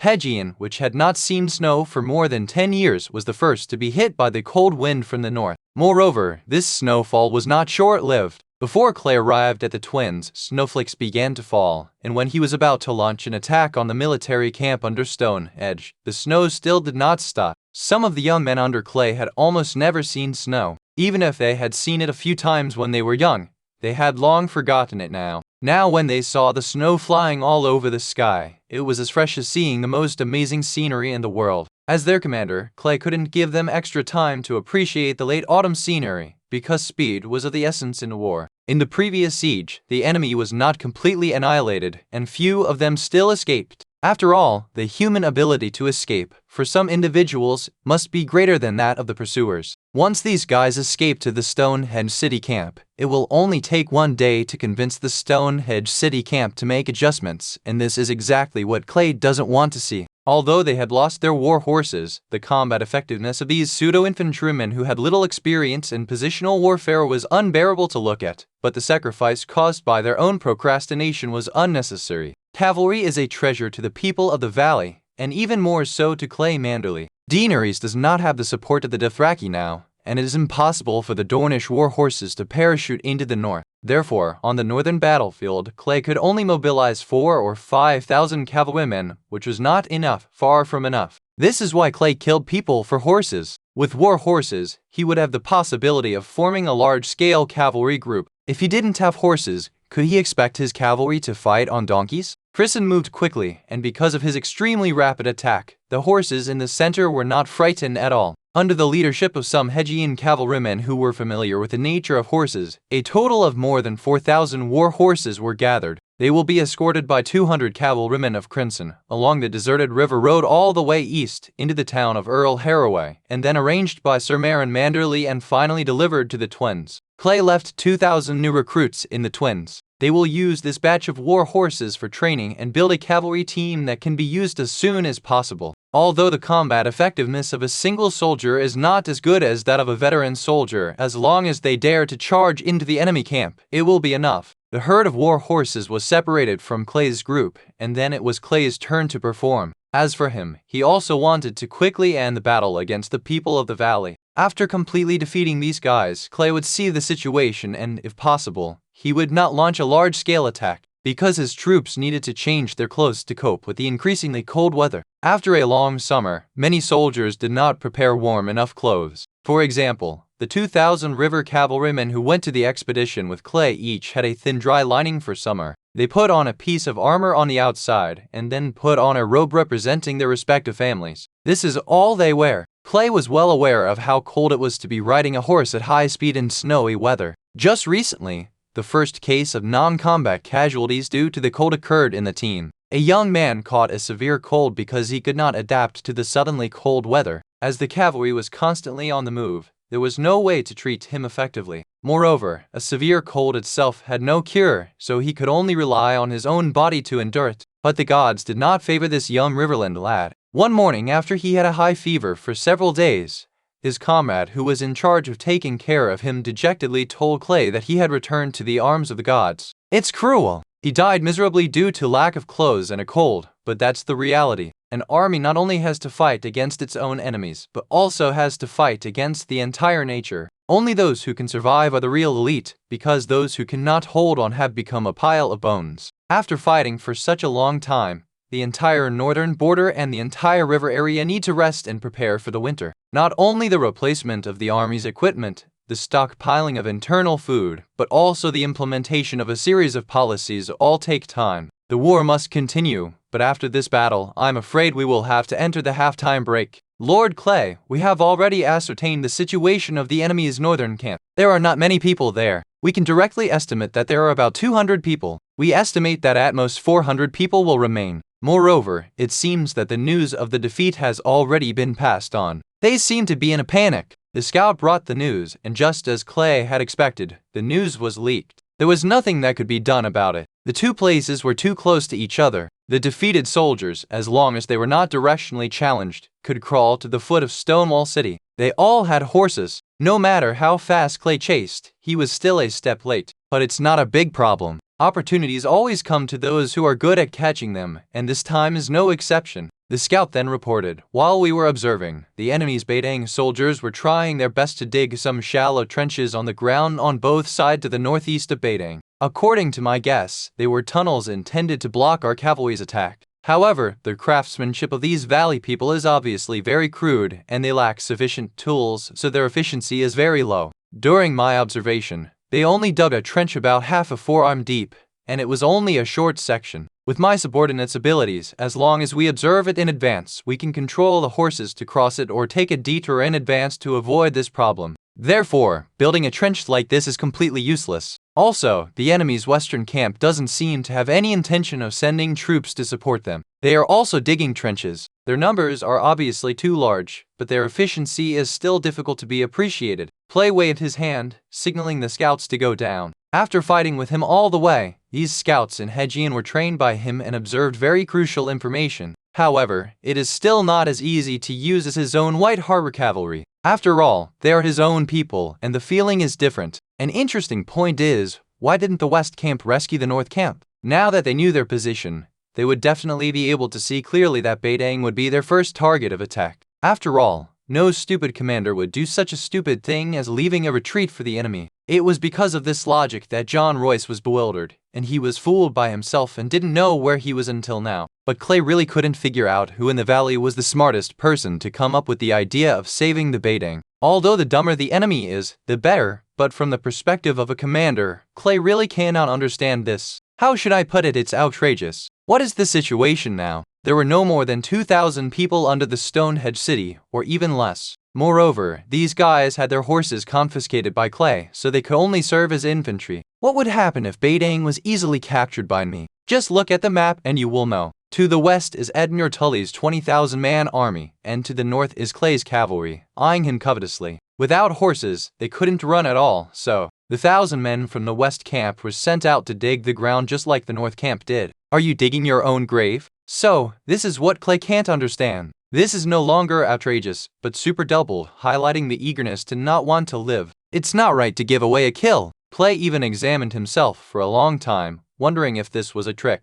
So, the unfortunate Baron Royce Court finally couldn't escape Axe's slap in the face. But after the foolish Baron answered the question, Clay fell silent. Because the Baron had never lied to him. If it were me, I would have to concentrate all my forces in the North Camp and not have to take the West Camp at all. Having been wrapped up as a dumpling by others and now serving as the fresh dumpling filling, he had no chance of winning unless he fought hard and ran towards John Ruse, who was rushing south with great momentum and trying to save his face. There's nothing you can do. There are always mostly idiots in this world. Clay doesn't know what's so dirty between the two camps. But now that you have already assumed your positions, it would be a shame for Clay to not draw his sword. No comment. My cavalry, attack. Chapter 236. My friend is dead. But I'm not dead. People always have to have a purpose in doing things. Vala's participation in the war this time was actually based on the principle of making a profit in the war. Coupled with Littlefinger's guidance, the offensive plan was completely formed. But the problem is that not all families in the valley want to go to war. In fact, their internal divisions are quite serious. War is the continuation of politics, and politics is about exploiting one group of people to satisfy another group of people. They are all about making money, but everyone chooses different ways. In the eastern part of the valley, the Grafson family of Seagull Town is the leader. Their attitude has always been that the nobles of the 7 countries outside can fight as they please, but we in the valley just need to do business and make money. Fighting and killing is not good. The reason why Grafson dared to do this was because they were backed by one of the largest ports in the 7 kingdoms, and the Seagull Town under their jurisdiction was also one of the most populous places in the 7 kingdoms. The Grafson family can make a living just by collecting commercial taxes from ships passing through the port. Under this premise, how can they have the motivation to lead their troops and fight to the death? What's the point? Although there are many families on the Five-Finger Peninsula, only the Grafson family can really reap the benefits of trade. Even the Royce family in Fushy City, which is very close, can get nothing. Therefore, under this premise, these great nobles in the valley, who are giants in politics but dwarfs in economy, are trying their best to push the valley to join the war because only by joining the war can they gain more benefits. Everyone knows that things that are stolen are always faster than things that are made by oneself. But before that, Lysa Tully had always been a staunch peace advocate, or rather, an ostrich. She didn't care about anything outside the Bloody Gate, and didn't care about this or that. A group of nobles including John Royce tried their best to advocate war, but they could not overcome Lysa Tully. After Lysa Tully died in the Eyrie, there was no one to restrain them, which completely opened the floodgates of their attack. Coupled with the wonderful performance of Lord Roose Bolton, the Vale's attack was directed at the Allies in the last war. But even so, their conflicts still exist, and they become more and more serious as the war progresses. The families that want to do business think, damn, I have been held hostage by you warmongers. The command of the army is not in my hands, but you always send my people to fight first in every war. When dividing the spoils, you didn't distribute them properly. Each of you only cared about yourselves. This kind of situation happened more than once or twice, so several valley nobles, led by the Grafton family, were very angry. However, the pro-war faction, such as John Royce, believed that these pro-peace factions did not work hard and were not active in fighting, so they were full of complaints. As time went by, the contradictions became more and more serious, and eventually they became enemies. This time, Beidang and Zidang are the concentrated manifestations of this contradiction. The North Camp is basically composed of John Royce's direct troops. When the Earl of Runestone City went north to pursue Clay, he almost emptied the camp. The troops stationed in the West Camp were mainly from the Lindley family of Snakewood and the Grafton family of Seagletown. They were also considered the peace advocates in the Vale and were very close to Earl Petter. John Royce arranged them to the most dangerous west side, and in the previous wars, he constantly forced them to attack cities, causing many casualties in Snakewood City and Seagletown.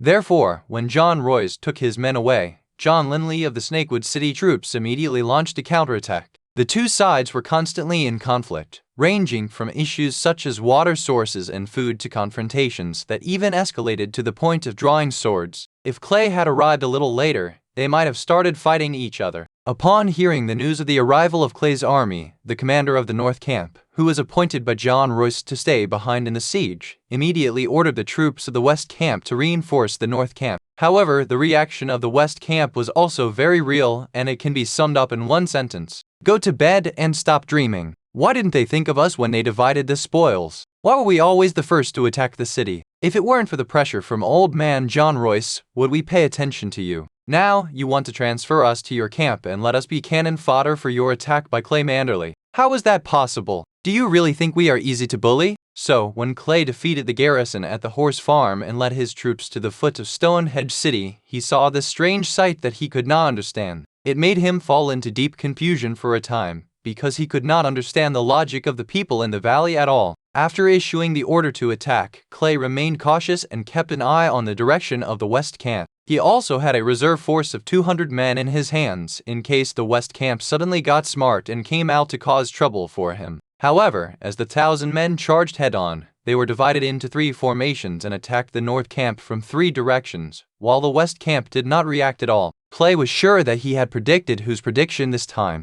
In short, it was another day of playing back and forth with the heir. The battle went very smoothly. Clay did not give the valley people in the North Camp more time to dig trenches. The 2 cavalry phalanxes on the left and right simply bypassed them, and only 3 unlucky guys were tripped by the cavalry who launched the attack in the middle. This group of non-professional infantrymen spent time on defense, but actually did not play any role at all. If you have to say it, it just provided some psychological comfort, which was better than nothing. The cavalry charged in, and the people of the valley resisted for only 10 minutes before they began to flee and scatter, screaming all kinds of names mixed with strange curses that exposed their own habits. The cavalry under Clay did not tolerate these guys. The previous exciting battle had allowed these people from Hegian, who had been losing battles before, to regain their confidence. It turns out that we can also win the battle. Then why can I win when I follow Lord Clay? But I couldn't win before. Although they have not received systematic education, everyone has obviously learned the control variable method well. So poor Lord Edmure Tully once again suffered from everyone's collective contempt, and the title of God of War in the Riverlands was well deserved. There was no river of blood because less than a quarter of the people were killed and the rest of the surrounded guys surrendered.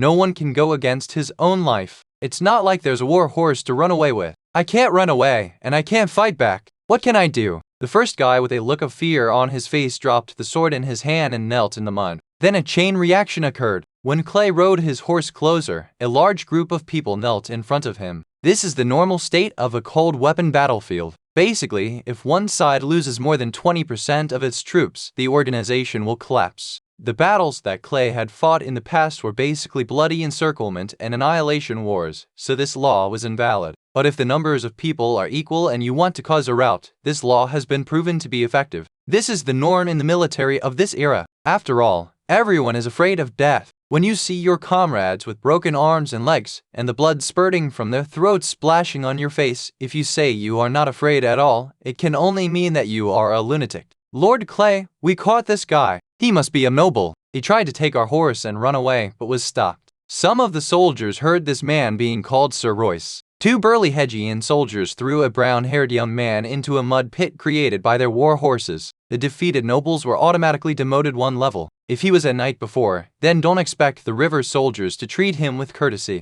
You despicable riverman, you launched a sneak attack on my army. This is dishonorable. Untie my hands and let me duel with you. The young Vale noble shouted, and his words made Clay feel as if he were in another world. It was nothing. He hadn't heard such stupid remarks for a long time. Clay drew his whip and asked calmly, "They call you Sir Royce. Are you the son of Yohn Royce? You don't want to know." The whip tore through the air, making a loud bang, and then hit Sir Royce's incredibly pretty face hard. Suddenly, a bright red blood stain appeared. Clay actually held back his strength. Otherwise, with his strength, this whip would have disfigured the little knight for life. To Clay's surprise, the little knight was quite tough. After being whipped, he covered his face and hissed, but did not make any contemptible screams. Much better than the previous Royce Colward. Clay waited for a while, his voice calm, and continued to ask, "Tell me your name." "My patience is limited, Valeman. It's your choice whether to die here or alive, but remember, there will be no second chance." Chapter 237 Entering the city. It's clear now. This guy is the son of John Royce, the eldest son, the kind who can inherit the title. In this case, let's not kill him for the time being. After all, sophisticated egoists are good at calculating.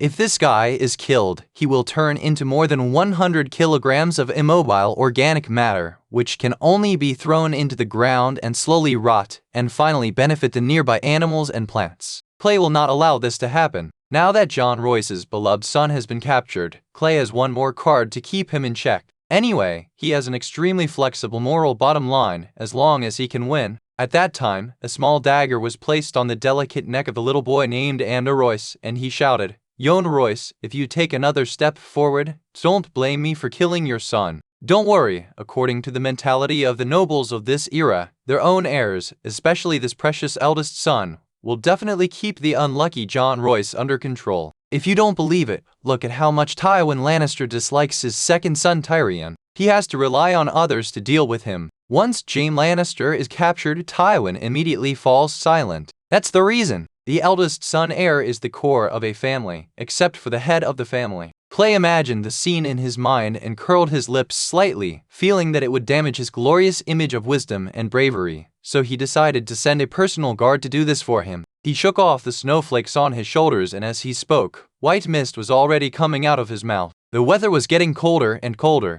I don't know if it's my illusion, but in Clay's impression, the cold winter before didn't come so soon. The snowflakes in the north hesitated for several years before finally falling over King's Landing. And now, it has only been 300 years since the conquest calendar. How come the Hedgian area is so cold? This shouldn't be the case. Clay didn't know the original situation of the impact of the cold air from the north on various parts of the 7 countries, as there was no weather forecast. But the temperature dropped so quickly, which was indeed beyond his expectations. At least he remembered that the War of the 5 Kings was almost over, and the southern girls were still dancing in their thin scarves. According to the current trend, it won't be long before the girls in Hedgiandi will have to wear long johns to dance. Oh no, they don't have that kind of thing. It's not that Clay was procrastinating and putting his energy into useless things. In fact, the sudden drop in temperature has seriously affected the army's combat operations, and the soldiers' conditions have declined rapidly. But the current situation of the war did not allow Clay to stop. Robb Stark had overturned in the most inappropriate place, causing him to have to clean up this idiot's mess as soon as he returned to the north. The series of wars being carried out now are trying to forcibly reverse the situation where the enemy is strong and we are weak little by little through our own micromanipulation. Fortunately, the opponent's level is low and they are willing to cooperate with us, otherwise we would be doomed. All news from King's Landing in the south has been cut off. Now the White Guards previously deployed by Clay have become completely blind as far as King's Landing is concerned. The last news was that the Old Lion led his troops into the city to strengthen the city's defenses, and then Renly's army besieged the city. After that, no news could be heard. After all, Tywin Lannister himself was surrounded by Renly's army like an iron barrel. Several months had passed, and Clay had no idea what the war situation in the south was like. Now, Tywin Lannister led his army to surround the remnants of Robb Stark and Harrenhal.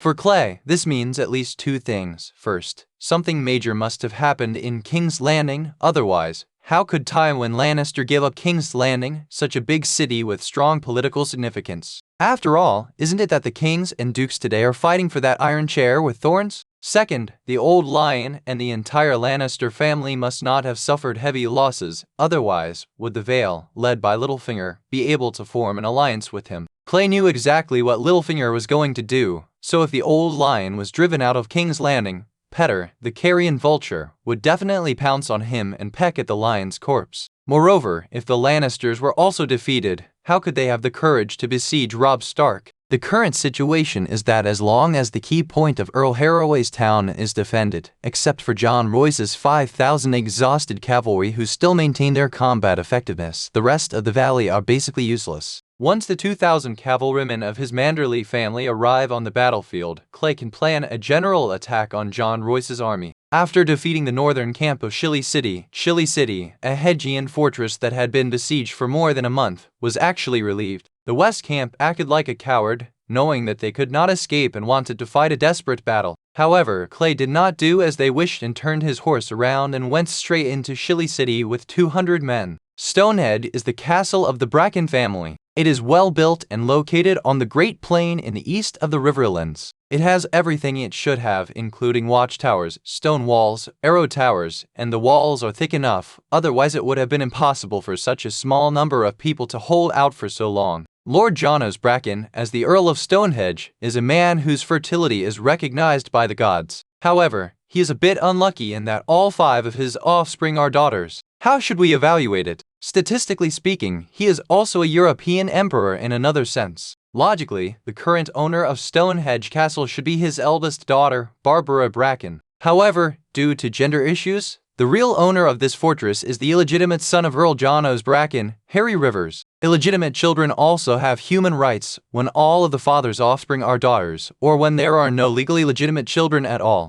A certain illegitimate child from the north expressed that he felt very uncomfortable. So, when Clay led his army into Stonehenge City, he was greeted by a good-looking boy. "Thank you for your help to Stonehenge City. You drove away the disgusting eagle for us. Stonehenge City is open to you. Respected Lord Clay Manderly, I am Harry Rivers and my father is Janos Blinken." Clay nodded and didn't put on airs with Harry Rivers. He didn't need to gain respect from others in this way. In this world, power and blood are awe-inspiring. "Harry Riverman, you are safe now. If Lord Blinken still has family here, I can send someone to escort you out of the city. The people of the valley don't have the guts to attack you." Clay got off his horse, took off his gloves, and patted the shoulder of the young man who was defending Stonehenge City. "I can't guarantee that Stonehenge City will not face another attack in the future. After all, young Royce must be in a bad mood right now." Clay smiled and didn't intend to say anything more. Harry Rivers frowned, his still childish face full of confusion. He didn't understand the current war situation and could only stare at the valley siege troops below the city on the city wall every day. "Lord Clay, my father ordered me to defend Stonehenge City, so I must complete my mission. This is my responsibility and my honor." The young bastard's tone was serious, and it was obvious that he really meant it. Clay nodded. He understood Harry Rivers' thoughts. In the past, he was not welcomed in the family because of his status as an illegitimate child. Now that the war has come, the illegitimate child has become the pillar of the family. He will not give up this opportunity. "Okay, I won't stop you, but I suggest you send your sister to Riverrun.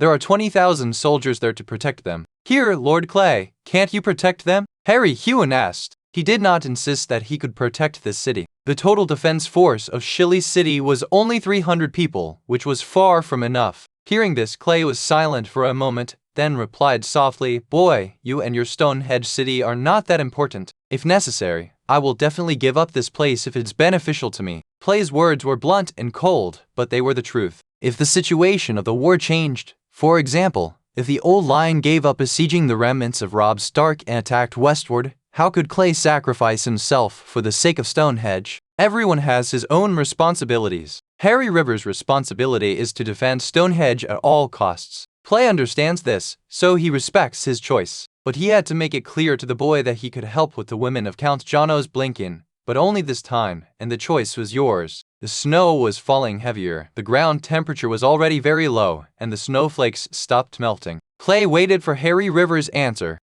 Chapter 238 Friend, use fire. Harry Rivers finally agreed to send his half-sisters to Riverrun. However, this boy was quite stubborn. He did not allow Clay's cavalry to escort him. Instead, he selected a few guards from the surviving Blinken family who he thought were loyal. Clay respected his decision. After all, this was the Blinken family's family affair. Clay had no reason and no interest to interfere. While waiting for the time arranged by Harry Rivers, Clay brought his 2 Witcher guards to the west wall of Stonehenge City to observe the west camp of the valley not far from the city. Even though Clay had actually lifted the siege of Stonehenge, he couldn't just be selectively blind and not see the more than 1,000 people outside the city, could he? After all, it was the army that once defeated Robb Stark's army and forced the 20,000-strong army in the Riverlands to retreat to Riverrun. Give me some face. A lot of the bricks on the city wall were broken, and under the snow, dried bloodstains could be vaguely seen everywhere. Clay could see clearly that at least the people of the valley had once really attacked the Stonehenge city with all their might. This is not something that could be imagined by slacking off. If slacking off could produce such a battlefield scene, then the throne of the Seven Kingdoms should have been occupied by Arryn long ago, and there would be no Targaryen or Baratheon. It has been snowing these days, and the fine and dense snowflakes have decorated the top of the city with a plain white. This was a scene that could only be seen in the north, but now, all the castles, big and small, in the Riverlands looked like this. Only Harrenhal in the southernmost part was still reigning. Lord Clay, the west camp of the Vale was clearly set up for attack and siege. It has no defensive measures at all and is full of loopholes. After watching for a long time, one of the 2 demon hunter guards looked at his colleague and gave a very pertinent evaluation. Clay nodded. Indeed, what this guy said was absolutely right. The camp where a large army was stationed had only a shallow circular trench on the outside. There was nothing else but a thin wooden wall. This had not even been considered. What on earth would they, as the defenders, do if someone attacked them from the outside? This is a classic example of how inertial thinking kills people. These people in the Vale trusted their cavalry too much. After defeating Robb Stark's army, the entire Vale army was filled with an air of arrogance. In their view, the Northerners who had once suppressed the Lannister elite army were dealt with by their own cavalry as easily as chopping melons and vegetables. Then let me ask you, in such a big country like Westeros, who can stop the attack of the Vale cavalry? What could Renly's army of 100,000 do? In the face of the repeated charges of the Vale cavalry, their morale would be broken, their formation would collapse, and they would eventually be trampled into powder by the iron hooves of the Vale cavalry. They thought so and did so, but the desperate defense of the 3 cities in the eastern part of Hegian taught these proud guys a lesson. Horses are not tanks and cannot blow down city walls. The extremely powerful cavalry corps has no way to deal with the completely fortified Chile city. Out of helplessness and with their self-esteem damaged, the people of the valley changed their tactics and decided to use the infantry tactics, which they were least good at, and began a bloody infantry siege. But the result? Until now, the flag of the Riverlands is still flying in the 3 eastern cities, which is the best proof. Lord Clay, why should we keep such a camp? We can defeat them all with just one attack. Then there will be no more threats between Stonehenge and Riverrun. That's right, but the question is how to fight. How do you fight? Your Excellency, do you mean? Clay pointed to the camp in the distance and said calmly, remember, our enemies are not just the 1,000 or so Vale people who have lost their horses, but also Yohn Royce's 5,000 men, several thousand men in Acorn Hall and Stone Hall in the south, and Tywin's 20,000 men. We can certainly deal with these toothless people of more than 1,000 by just charging and attacking, but this is the least efficient way to deal with them and will cause us the greatest losses. Clay turned around, pointed toward the city, and whispered, we had 2,200 men when we left Riverrun. What about now? Not counting the 500 men Lord Mallister sent north to lure the enemy, our combined forces now number no more than 1,400, right? What are the results? We only defeated about 1,000 troops of the Valley people. In fact, the exchange ratio is about 1 to 3, and this is the result of deliberate calculations. If we follow your idea and lead our army to attack them with all our strength, even if we defeat them, how many people will we lose? 100, 200, or 300? Seeing that both of them lowered their heads and remained silent, Clay let out a long breath and suddenly felt a little bored. He has plenty of men who are capable of charging into battle, but few of them can really make good use of the weapon around their necks. In other words, Clay's men are a bunch of reckless men, and they have been spoiled by victory after victory. They only knew one thing for sure: if they listened to Lord Clay, they would win the battle. As time went by, they started to lose their brains when they went to the battlefield. They would just rush forward roaring wherever Clay told them to fight. Being brainless, willing to listen, and decisive in fighting, these are extremely excellent qualities for this era. Clay admitted, however, that this is a requirement for soldiers. Now, Clay Manderly commands a few thousand people, which is barely enough to cope with the situation. But once the Manderly family and the Targaryen family join forces, Clay will have to command tens of thousands of people. With the current social system in Westeros, it is impossible to get things done without a few officers who know how to fight. We can't just use the nobles from Dorne.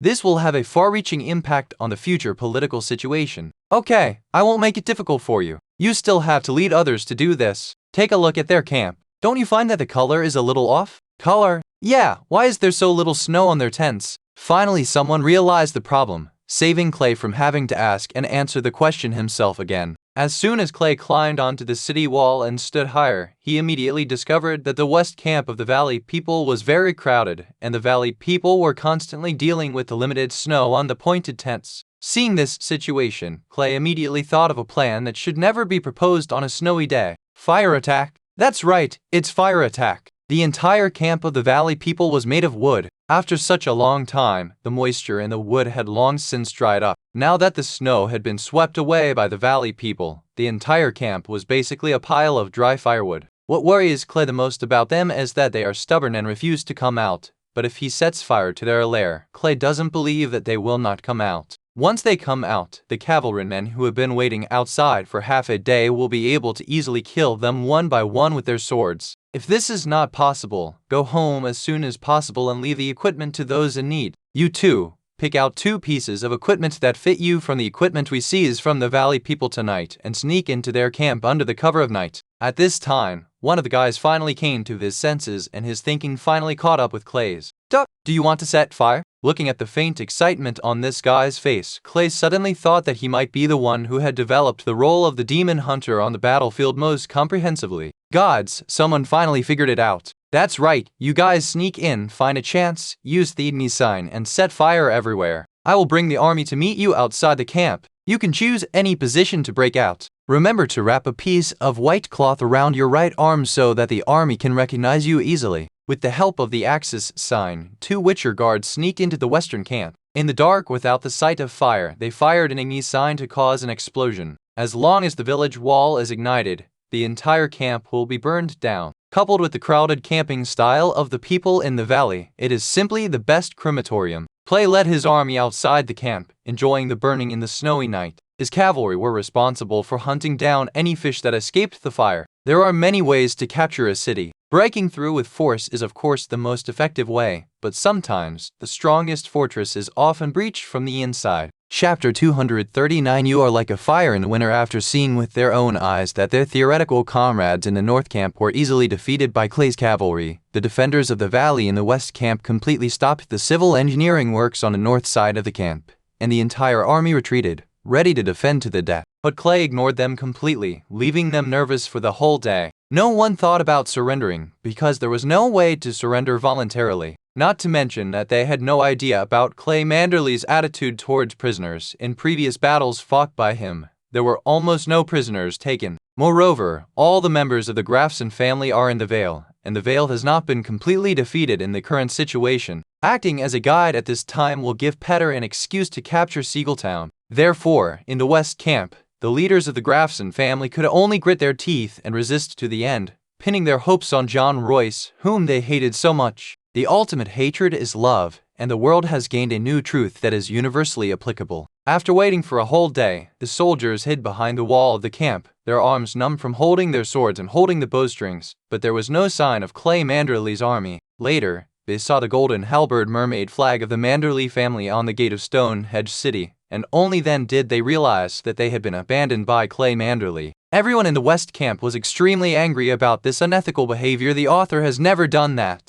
We've been busy here for quite some time, preparing everything for you, and pretending all day long, just waiting for you to come. What, you didn't come and didn't even say anything? Isn't this a waste of everyone's feelings? Moreover, the snow has not stopped yet. Although it is a little layer, it is still cold. The cavalry under Clay are all wearing summer clothes, and the people in the valley are also suffering from the cold and have runny noses. Finally, it was dusk, and under the hateful gazes of the soldiers, the commander of the Grafson family gritted his teeth and ordered the entire army to abandon the defense and rest. They are in a bad state. They can't just keep fighting with Clay just because Clay didn't attack them. Even a strong man can't stand it. Forget it, love will come whenever it wants. I'm tired. Once the morale was relaxed, the defense immediately became slack, and thus, in the West Camp, only 100 soldiers from the two major families of Grafson and Linley were left on guard, and the rest returned to their tents to rest. When it's time to make a fire and cook, just cook. When you're tired, just crawl into the tent and sleep. After being tense all day, you end up like this. When the afterglow of the sunset finally disappeared completely, the people in the West Camp breathed a sigh of relief when they saw that the direction of Shilly City was still quiet. In their opinion, there wouldn't be a need for a night attack, right? No way. Although they chose to forget, more than a month ago, they defeated Robb Stark's 20,000 troops at night, exactly the same way. Garland and Desmond, have you forgotten what the Witchers are called? Took advantage of the night, put on the armor of the Vale people, and dangled out of the city from the west gate of Stonehenge City on ropes. Although the snowflakes were much smaller, the thick dark clouds still blocked the moonlight. As a result, the visibility at night was pitifully low. In the almost primitive natural state, it could be said that you could not see your hand in front of you. Clay didn't have time to stop. Otherwise, Garland and Desmond would have been drinking 2 bottles of cat potions to gain night vision, which is what a real demon hunter does. But it doesn't really matter for today's action, because in the dull dark night, the West Camp with torches lit is quite conspicuous, and even with 1,000-degree myopia, one can still see it. With their agile movements, they made their way to the edge of the camp. Because of the darkest spot under the light, the two of them easily sneaked into the West Camp. They only knew that this place was garrisoned by the armies of the Grafson and Linley families. For the rest, they could only rely on themselves. After all, Clay didn't know anything extra. As for why they knew the composition of the army here, they naturally had to thank Sir Andrew Royce, who spoke only after taking 2 axe signs. The little lord turned out to be a stubborn man with a strong will. This was the first time that Clay had used the axis sign on someone twice in a row. From this, it could be seen that there was definitely something wrong with John Royce's education of him. As the eldest son and the heir of Fashishi City, he should be an absolute pragmatist. Only such a person can lead the family to move forward. A person who is full of chivalry and sticks to his beliefs to an abnormal degree will bring his family into trouble. From Eddard Stark to the current Robb Stark, they are all victims of this situation. But to be honest, the blame should be placed on Daenerys' father, the Mad King, who almost wiped out the main branch of the Stark family without even saying a word. This led to Eddard Stark, who was full of honor, eventually becoming the Duke of the North, and as a result, the education of his son Robb Stark went off track. The two men followed Clay's instructions and did not try to assassinate the king or kill the king. They directly attacked the opponent's command system. It was not that they could not do so, but that there was no need to do so. Wandering around the camp, the two were originally nervous, fearing that they would be discovered by the patrol soldiers of the valley people. However, after entering the camp and taking a look around, they found that the interior of the valley people's camp was extremely relaxed. The soldiers were staggering here and there, and many of them with green snake emblems on their chests even fell asleep while holding food. Bonfires were lit and the soldiers sat around them. Snowflakes were falling, but no one was in the mood to talk. This strange scene made Garland and Desmond, who were about to use the Axis seal to fight, a little stunned. But after thinking about it carefully, they understood what was going on. If you put yourself in their shoes and think about it from their perspective, the reaction of these valley soldiers is not surprising at all. They launched an unwarlike surprise attack on the Northerners who had always wanted to form an alliance with them, causing their 20,000-strong army to collapse and countless nobles and soldiers to die in the chaos. Now, the Northmen's god of war, Clay Manderly, stood before them, snatching their horses, defeating the North camp, and putting his sword to their necks, and they were helpless. Originally, these two families, from nobles to soldiers, did not want to fight at all. They stayed in Seagull Town, reaping the benefits of trade, and had a higher standard of living than the common people below the nobles in other valleys. When they fight, not only do people die, but they also get very little, and they don't even think highly of what they get. It's a losing business all round. Now, they were actually surrounded here by Clay and couldn't leave. Plus, Clay stood them up during the day, which was an unexpected mistake that destroyed their last bit of fighting spirit. Now, it is freezing cold.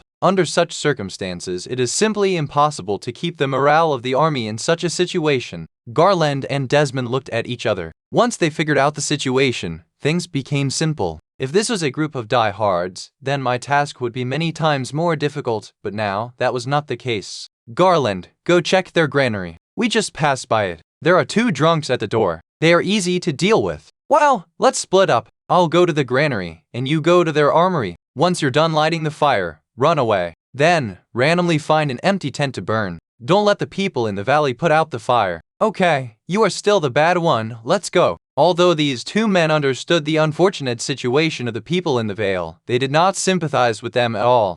After all, if these people in the Vale had not listened to Littlefinger's deception and sent troops to attack Stark, there would not be the current situation. If you do something wrong on the first day, don't blame others for doing it wrong on the 15th day. If you make an appointment, you have to finish it even if you cry. That's the truth. The two Witchers acted separately, moving back and forth in the camp lit by torches in the night. No one came to check on them. Most of them had exhausted their energy during the day and had fallen into a deep sleep. Occasionally I would meet one or two people, but they had no interest in talking and would just walk away slowly, without me knowing what their purpose was. Garland was the first to reach his position, a tall wooden building where the people of the West Camp Valley stored their food. Just when the two of them passed by, the two soldiers of the Grafson family guarding the door were drinking unscrupulously with spears in their arms, as if they were enjoying the moment they had the wine. By the time Garland came over, the two men were already drunk. They were leaning against the wooden wall of the granary, their helmets off, snoring loudly, and a strong smell of alcohol was spreading in the cold wind. It's sad and pitiful. With a slight sigh, Garland walked into the granary.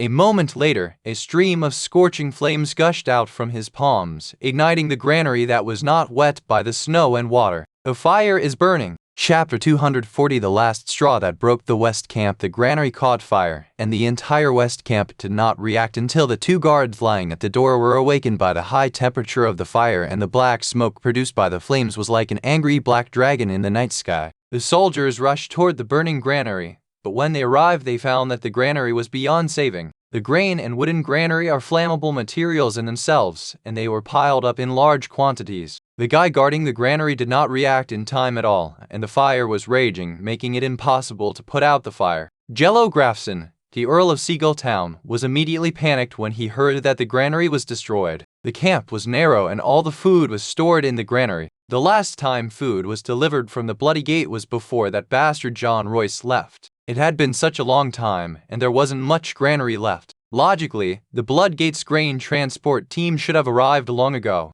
Grafson lacked the means to contact Eagle's Nest City, so he couldn't ask even if he wanted to. This time, the fire burned all the food, but no one was burned to death. When the two idiots guarding the warehouse realized the fire, they didn't think about putting out the fire at the first time, but ran away in panic. Count Jello Grafson had a very clear attitude towards such a guy. He just waved his hand and pulled him down and chopped off his head. What is the crime of failing to properly guard food supplies in the army, causing the army to run out of food? I'm afraid even if these two had 10 heads, they wouldn't be enough to chop off. The Earl of Seagull Town looked coldly at the granary which had turned into hell. The raging fire reflected red on his face. The snowflakes in the sky melted and evaporated in an instant before they even fell. While he was still thinking about what to do next, a knight from the Grafson family ran over breathlessly, disregarding etiquette, grabbed Jello Grafson's hand and screamed, "Sir, look, over there in the armory." Upon hearing this, Earl Grafson looked in the direction of the knight's finger. Another thick column of smoke suddenly rose up, carrying a huge amount of ash and heat into the dark sky. Earl Grafson knew that this was where the army's weapons were stored, and a large part of the soldiers' weapons and armor were stored there. It's over. It's all over now. This thought immediately flashed through Count Gerald Grafson's mind, and it wouldn't go away. The more he thought about it, the more scared he became. The situation now is obvious. The fire broke out suddenly, and the granary and armory in his western camp were specifically targeted. Unlike those foolish subordinates who only knew that there was a fire, Earl Jello Grafson, as a nobleman with a good family background, immediately realized that this was definitely not an accident, but someone had deliberately set the fire. At this juncture, the only person who had the motive and ability to do this was Clay Manderly, who was hiding in Stonehenge and pretending to be innocent. Jerry Grafson was very sure of this. After defeating the North Camp, Clay's troops suffered heavy losses and had to enter Stonehenge City for rest and recuperation, and the defense of the West Camp made the brats from the North retreat in despair. "Bastard, you are all liars. Clay Manderly just wanted to find a more efficient way to deal with me. He didn't even need the army to intervene. He could just send a few spies to infiltrate my place and set a fire to achieve his goal." Earl Gerald Grafson suddenly realized that all the preparations made in his camp might be nothing in front of the actual ruler of the Northern Army. After setting the fire and making sure that it had been successfully started, the two arsonists, Desmond and Garland, ran out without any hesitation. The other soldiers in the valley were running toward the fire to put it out, but the two of them were sneaking out in the opposite direction. In the chaos, no one noticed the two suspicious culprits, so they set a few more fires, causing one tent after another to join the self-burning queue, and then they successfully slipped to the village wall. When they came, they climbed over the wall directly from this place. The patrols by the people in the valley were very lax at the time, and the two illegal immigrants entered the country smoothly without being noticed at all. But when the fire started, the defenders of the village wall who were originally fishing still had some military knowledge. They knew that this was the time when their side was most vulnerable to attack, so they threw the fish aside and immediately alerted their surroundings. This put Garland and Desmond in a difficult position. No matter how powerful the demon hunters were or how strong their individual combat capabilities were, they were helpless in the face of the wall of size before them. The reason is simple, but he can't fly. It would be easy if there was no one around.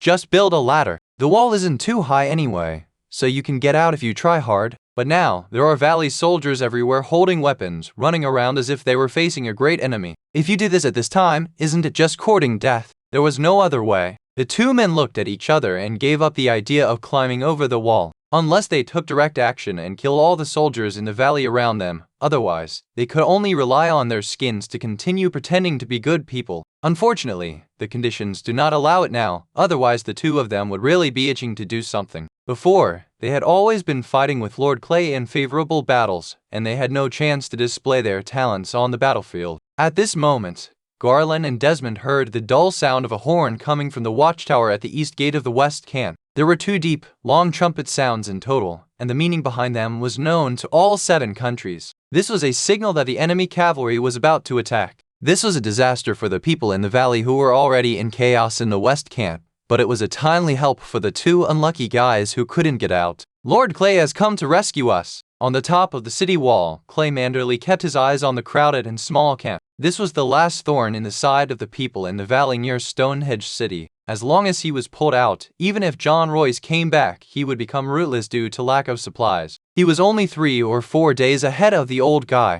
It had taken him 2 days to destroy the valley people's horse farm and defeat the northern camp. Although Clay was still moving, the objective gap was getting closer. Therefore, Clay was actually very anxious to capture the western camp and completely wipe out the forces in the valley near Stonehenge City. In this way, the 20,000 people in Riverrun City could be mobilized. As long as his 2,000 cavalry were in place, Clay would dare to find a way to use his less than 4,000 cavalry to engage in a decisive battle with John Royce's 3,000 exhausted soldiers. And if there are only about 1,000 people on hand who have also suffered heavy losses, even if they racked their brains to win, the losses on their side will definitely be very heavy, and only a fraction of the more than 1,000 people will be left. The temperature dropped even lower at night, and the soldiers patrolling on the top of Stonehenge City all cast envious glances at the heavy fur coat on Clay's back. "There's nothing we can do. The weather changes too fast. It was sunny more than a month ago, but it was a little cool due to the rain.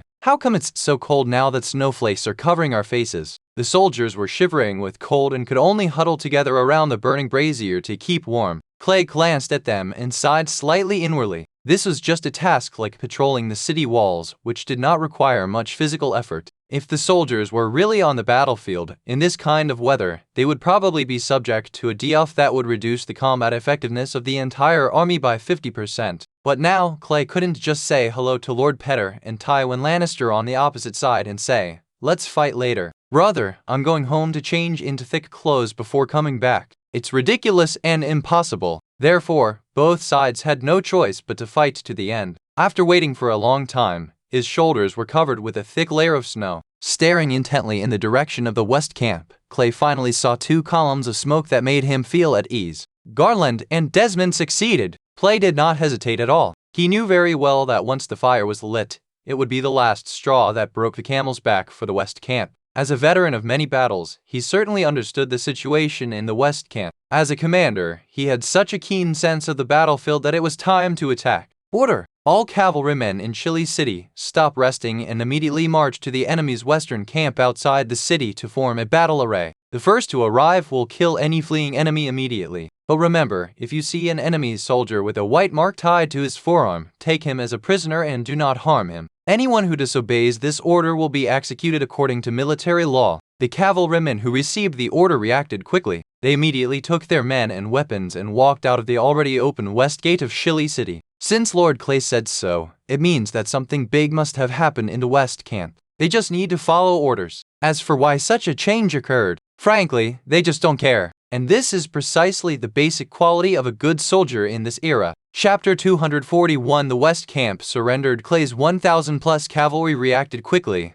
leaving a few hundred men to guard Chili City. The remaining 1,000 men took less than half an hour to form a battle array outside the West Camp. At this time, in front of them was a camp that was burning brightly, almost illuminating the entire sky. Because the distance between each building was too small, or in other words, when they set up camp, the people in the valley did not consider at all that their camp would be set on fire one day. So after the granary and armory caught fire, several tents around them immediately caught fire. Before the people from the valley who rushed over had time to set up a cordon, Garland and Desmond started a few more fires behind them. At this moment, the people in the valley were distracted and the fire became out of control. The soldiers who were sleeping soundly in the tent were awakened by the flames. When they opened their eyes, they saw tons of fire that could burn their skin right in front of them. Thick smoke was billowing, and the entire west camp was in chaos, with meaningless shouts everywhere. When Earl Gerald Graveson and Earl John Linley of Snakewood, who had rushed over, saw the situation, they immediately realized that the situation had become extremely bad.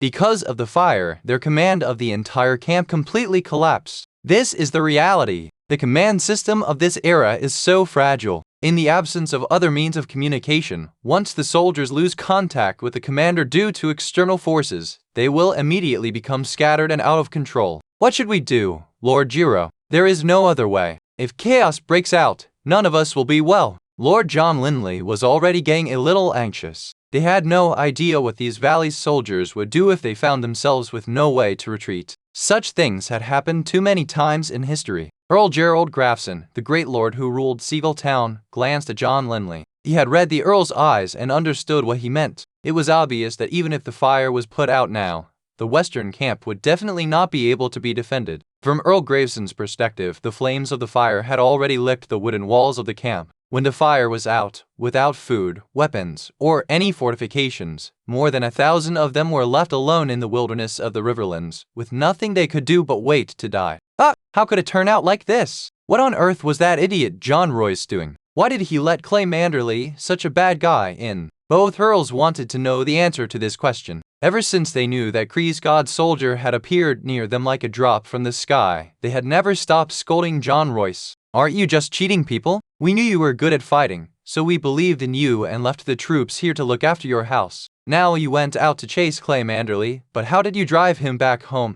The two earls even sometimes wondered whether the bastard John Royce was using Clay Manderly to eliminate their two disobedient trading families. In a word, John Royce, you have done so many bad things that we are all going to be killed by you. In that case, don't blame us, since you were the one who started it first. Well, now that things have come to this, it would be disgraceful to leave now. It would be even more disgraceful if we were tied up by his men and thrown in front of Clay Manderly's horse after the fire is out. He is sensible. Since Clay Manderly has no intention of fighting us, there is nothing we can do. Let's go, John Linley. Take as many people as you can to Stonehenge and surrender to Clay Manderly. There is no other way. For the nobles, if they surrender, their lives will be safe, but the honor of the family will be ruined. All lords have to have some dignity. If they kneel down to their enemies in front of their family's soldiers, will they still have the nerve to act like lords when they return to their fiefdoms? If there was even a glimmer of chance, these two valley nobles would not want to kneel to Clay. There was really no other way,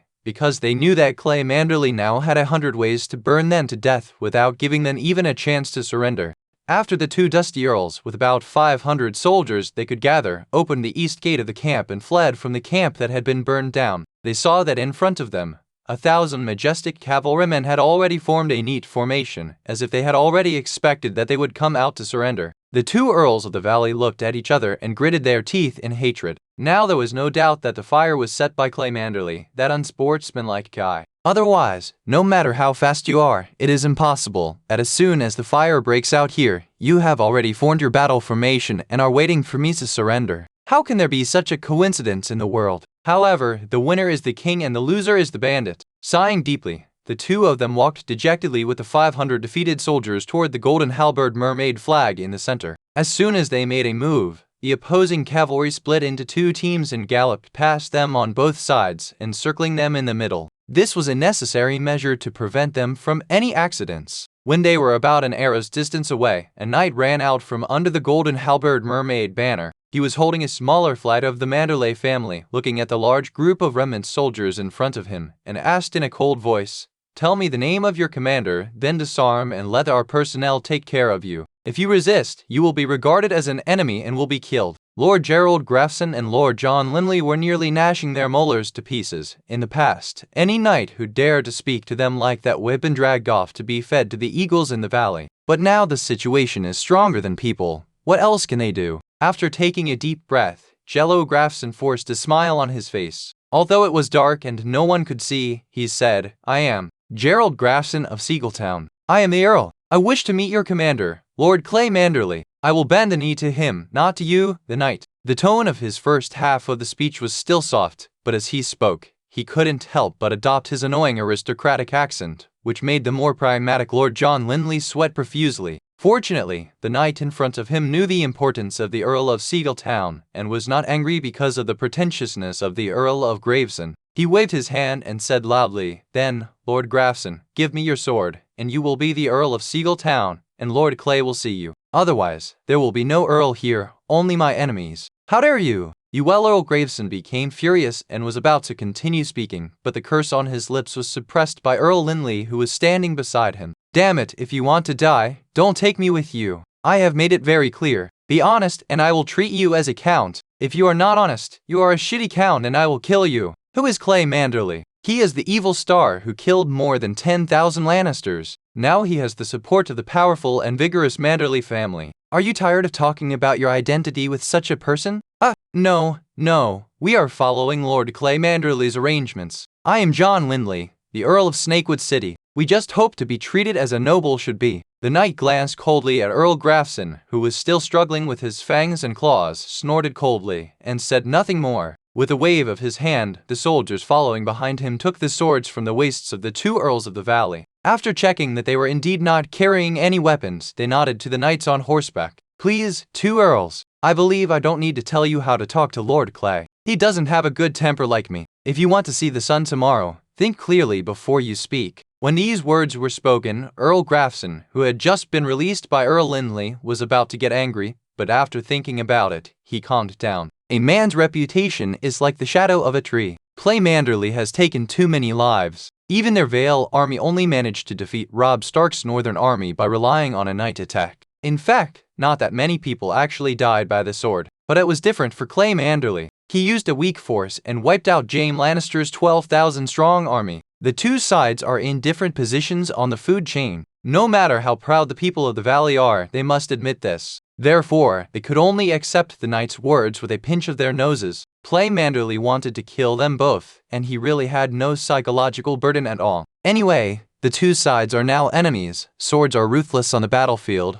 Hundreds of soldiers have been killed, so it's better to have a noble die to cheer everyone up, right? They are not powerful military families, so Clay has to think twice before taking action. They are two business families, so I will do whatever I say. If I hesitate for one more second, I will be considered a coward. Helplessly, the two earls left the protection of their family soldiers and followed the knight's horse, walking toward the tallest golden halberd mermaid flag with one step deep and one step shallow. "There's no way, it's too dark and I can't see the ground clearly." When they got closer, they saw two men wearing the armor of their own valley people standing in the middle on war horses talking to a young man in a black cloak. The surrounding soldiers secretly protected the young man in the middle. Needless to say, this young man was Clay Manderly. At this time, the knight who brought them here stepped forward and whispered to Clay the identities of the two captives. Clay was a little surprised. "Did we really catch a big fish with this net?" He looked over and his cold eyes made the two earls' scalps tighten. "Is this Clay Manderly?" So scary. Chapter 242. The late Count Royce. Sir, it has been confirmed that all the war horses we left here are gone. The knight of the Royce family reported the results of the investigation to Count John Royce in a barely audible voice, without even daring to raise his head. There was no way out. The evil aura emanating from their Lord Earl made these shivering valley knights feel as if even the air around them was almost frozen. But everyone could understand the Earl's feelings. He considered himself a great general on the battlefield in the entire Seven Kingdoms, and he always compared himself with Randall Tarley of the Riverlands.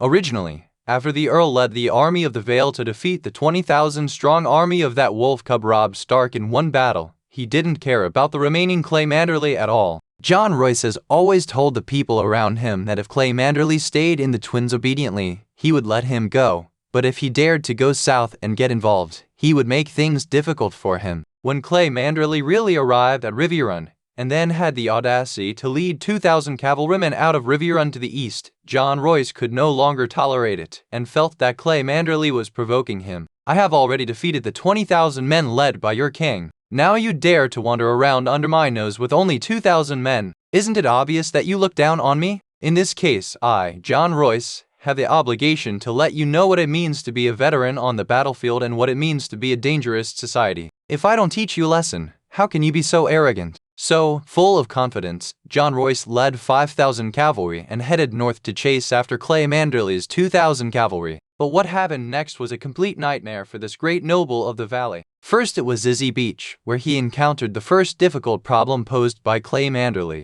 "Hey, I divided my troops and headed straight for your logistics line. Lord Royce, are you coming with me?" At that time, John Royce had 5,000 men and was very powerful, so he decided to throw out his chips and follow. 2,000 men, led by Count Leaner, chased in the direction of due north, while he himself led the remaining 3,000 men to continue chasing Clay Manderly. But as he went deeper into the area between the banks of the Trident River, the consequences of his unfamiliarity with the terrain became apparent, and he gradually lost track of Clay Manderly's speed. Later, Clay Manderly won a great victory among scouts, giving a slap in the face to the confident and self-righteous Earl of the Valley. After a battle, the scout team sent out by John Royce almost disappeared as a whole. In just 2 days, the army of 3,000 people encountered the dilemma of having no scouts available. This was a situation that John Royce could hardly imagine, but the bloody corpse told him that this was the truth. From that time on, John Royce restrained his arrogance and began to regard Clay Manderly as an opponent like himself.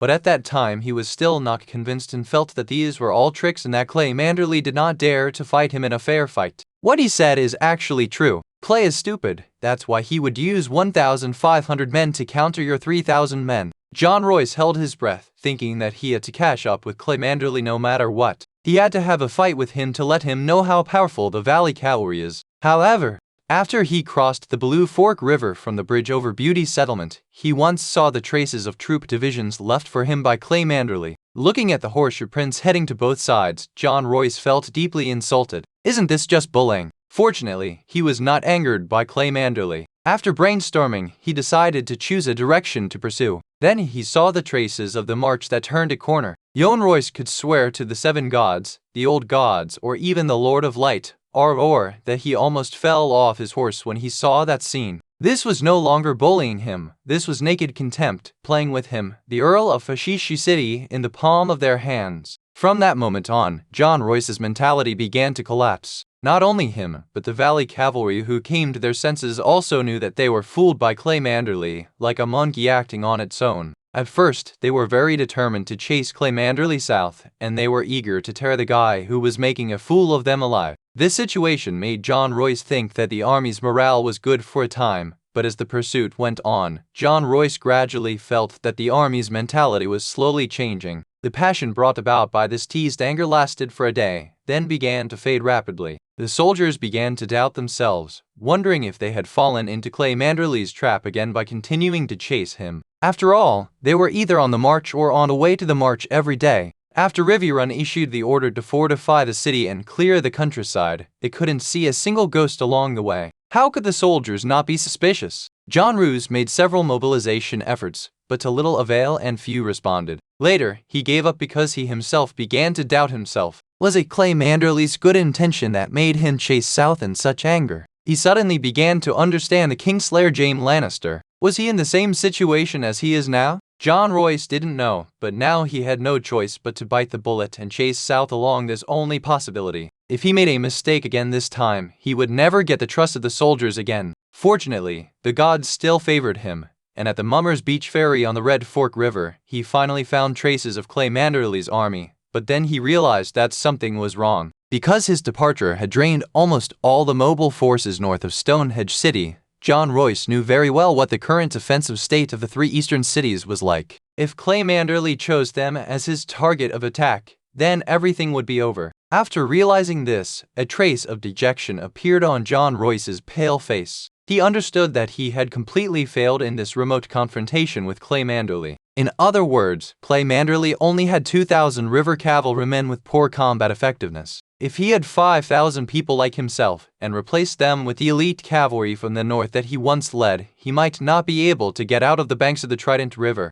Jaime Lannister had no reason to complain about his defeat, and neither did he complain about his defeat. When faced with such a gifted general on the battlefield, there was really nothing anyone could do, and they could only retreat and protect themselves. Although he was filled with dejection after the failure, he was the first commander of the army of the three eastern cities after all. If the army was threatened, he had to go to the rescue. So, John Royce led his 3,000 exhausted troops and marched southwest towards Stonehenge City. However, not long after they set off, they encountered two defeated soldiers who had escaped from the military horse farm. At this moment, John Royce knew that he had finally guessed right this time, but it was too late. Manderly had already attacked his own horse farm, where there were 4,000 war horses. John Royce felt his heart bleeding, and without saying a word, he rushed there with his troops. When he arrived at the military horse farm, all that was left was a ruin and corpses all over the ground. Manderly is also responsible for killing, but not burying. Taking a deep breath, John Royce tried to calm his restless heart. He knew that he must not panic at this time. He grabbed the fleeing soldier covered in mud and blood, and said in a voice without any warmth, "Tell me, where did Manderly's troops go?" I don't know. I should be heading towards Shilly City. What about our horses? Were they also taken away by Manderly? The deserter who escaped death was almost crying at this time. He really didn't know that the reason he became the lucky one who survived was because he was afraid of death enough and ran away the moment he saw the appearance of Fang. Otherwise, he would have been buried together with his comrades on the meadow of the military horse farm, under the thick snow. His voice was trembling. He wanted to reach out and grab John Royce's hand, but he didn't dare. He was at a loss and answered timidly, "Sir, my brothers and I fought desperately to break out. I really don't know what the final situation is. I really don't know where the military horses are. I dare not lie to you, sir." There was a hint of rage in his eyes, but it was restrained by John Royce. As a veteran, he certainly knew that the so-called breakout was all lies. It was basically running away. Only by running away as soon as they saw the enemy would they come back alive to see him. But there is no point in killing this deserter now. Instead, it would deal a severe blow to the army's already precarious morale. For some reason, John Royce thought of the Frey family who were exterminated by Manderly. Lord Walter Frey was late back then, and he was nicknamed the late Lord Frey all his life. And now, the grass on the graves of the Frey family is already 1 meter high. This belated infamy will probably fall on the head of the Earl of Runestone City from now on. The late arrival of Count Royce really left John Royce no room for rebuttal. He was indeed late, and not just a little late. No matter how tired or hard it was, he had to get to Shilly City as soon as possible, even though many of his 3,000 men had fallen behind. If they were late again this time and the camp under Shilly City was wiped out, the entire eastern battlefield of Hegian would be reversed. And this is a responsibility that John Royce cannot bear. Chapter 243 Gift from the Sea. Objectively speaking, during the entire first half of the 300th year of the conquest, Daenerys Targaryen, whose military strength was already strong in 7 kingdoms, had actually been in a state of slacking off. How should I put it? It was quite satisfying to eat in the rear every day and watch the rebels in the north fighting to the death for the throne that was destined to belong to them.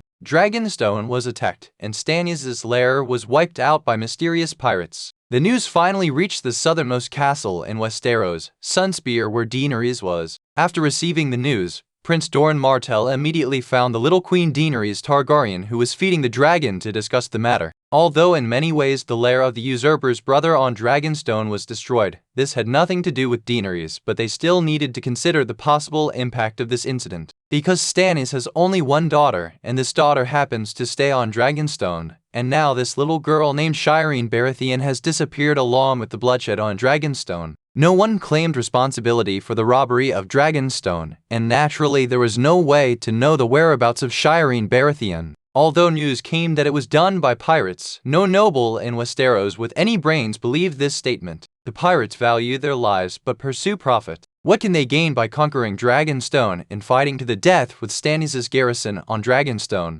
There is nothing on Dragonstone except for a lot of guano. The problem is that pirates don't farm, so what do they need that stuff for? Therefore, everyone in Westeros knew that this was a targeted sneak attack against Shireen Baratheon, the heir to Stannis' throne, and the pirates were just a cover. So the question is, assuming that a force has kidnapped Shireen Baratheon, why don't they say that Shireen is in my hand and force Stannis to surrender quickly? This is not something else. The little girl is only a few years old. She can't give birth even if she is covered. Of course, Daenerys in King's Landing really didn't know how Stannis reacted after learning the news. In short, it is definitely not a pleasant experience. Stannis is already old. Although he is not so disabled that he cannot have a son, he is now besieged in the Red Castle by Renly's army. Who can he find to have a son? With the mysterious disappearance of Shireen Baratheon, the situation in the entire Seven Kingdoms became even more confusing. Your Majesty, King Clay is in the north and does not seem to be in danger. From what I have heard, he has appeared in Riverrun and seems to be trying to get his hands on Admiral Tully's military power. Prince Doran told Daenerys that Dorne's news was always behind the times.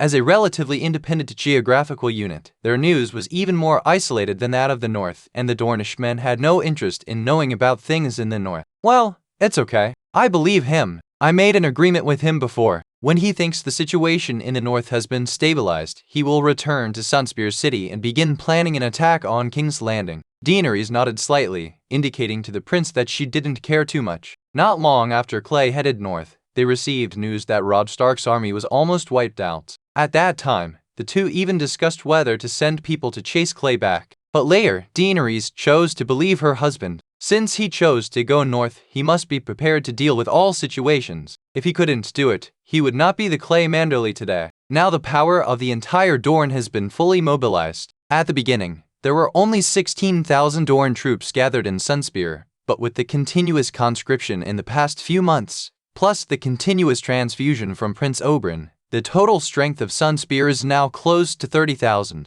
Daenerys' Queen's Guard consists of 8,000 people, all of whom are unsullied. Previously, Oberyn wanted to negotiate with Pentos to obtain the employment rights of the Golden Company, but Dorne has not received any follow-up results. Dorne's army accounted for 20,000 men. The reason why they were able to squeeze out so many men was that the Dornish men did not need to leave too many men behind them. Historically, the Dornish resisted the invasion of the Iron Throne, which created a tradition of extremely strong civilian reserve forces among the Dornish, so they can mobilize almost all of their troops to fight. Seeing 4 increasingly larger dragons flying overhead every day, the army of Sunspear City grew larger and larger, and the hearts of the Dornish nobles became more and more excited. They could hardly contain their enthusiasm for attacking. The Dornish nobles, led by the Ironwood family, began to constantly advise Prince Doran and Daenerys to go to war, and their army was ready to attack. A large group of Dornish nobles gathered together every day. Apart from drinking and eating meat,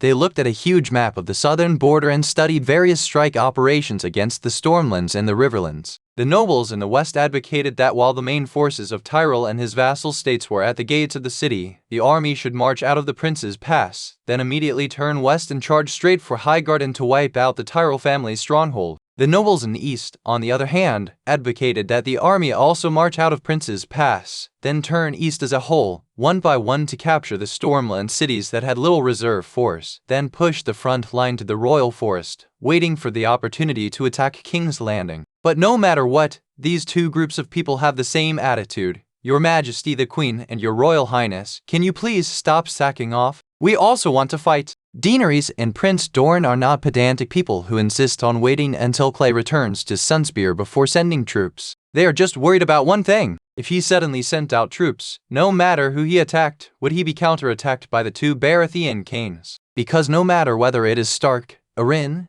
Tully, or even Tyrell in Renly's camp, none of them deserves the death penalty in the eyes of the Targaryens, except for the Baratheons. They know very well that once the Targaryens are restored, they will fight to the death with them. Therefore, sending out troops at this time is actually a gamble. If these two men in King's Landing were so bloodthirsty that they didn't care at all about Daenerys smashing all the bottles and jars in their house, then everything would be easy. But if these two suddenly changed their ways and joined forces to deal with Daenerys, then Daenerys will have to face both sides together, with a total force of more than 100,000 in theory, and also the royal fleet, the strongest navy west of the Narrow Sea. The pressure is too great. At this time, the Dornish army must retreat to Dorne's homeland, and the dragons will inevitably have to join the war. This will bring huge risks, and doing so will run counter to the original intention of sending troops to pick up leaks. This is why Prince Martell and Daenerys have been suppressing these warlike Dornish nobles. In terms of hatred, they have an irreconcilable blood feud with the Lannisters, and they want to reach the north faster than anyone else. But as I said, it's not that I don't want to report it, it's just that the time has not come yet. Let's wait a little longer. However, Dorne's peace was soon broken by an uninvited guest. Daenerys and Prince Doran looked at the bewildered little girl in the courtyard and the disarmed knight beside them, and countless question marks popped up in the minds of the two Dornish men.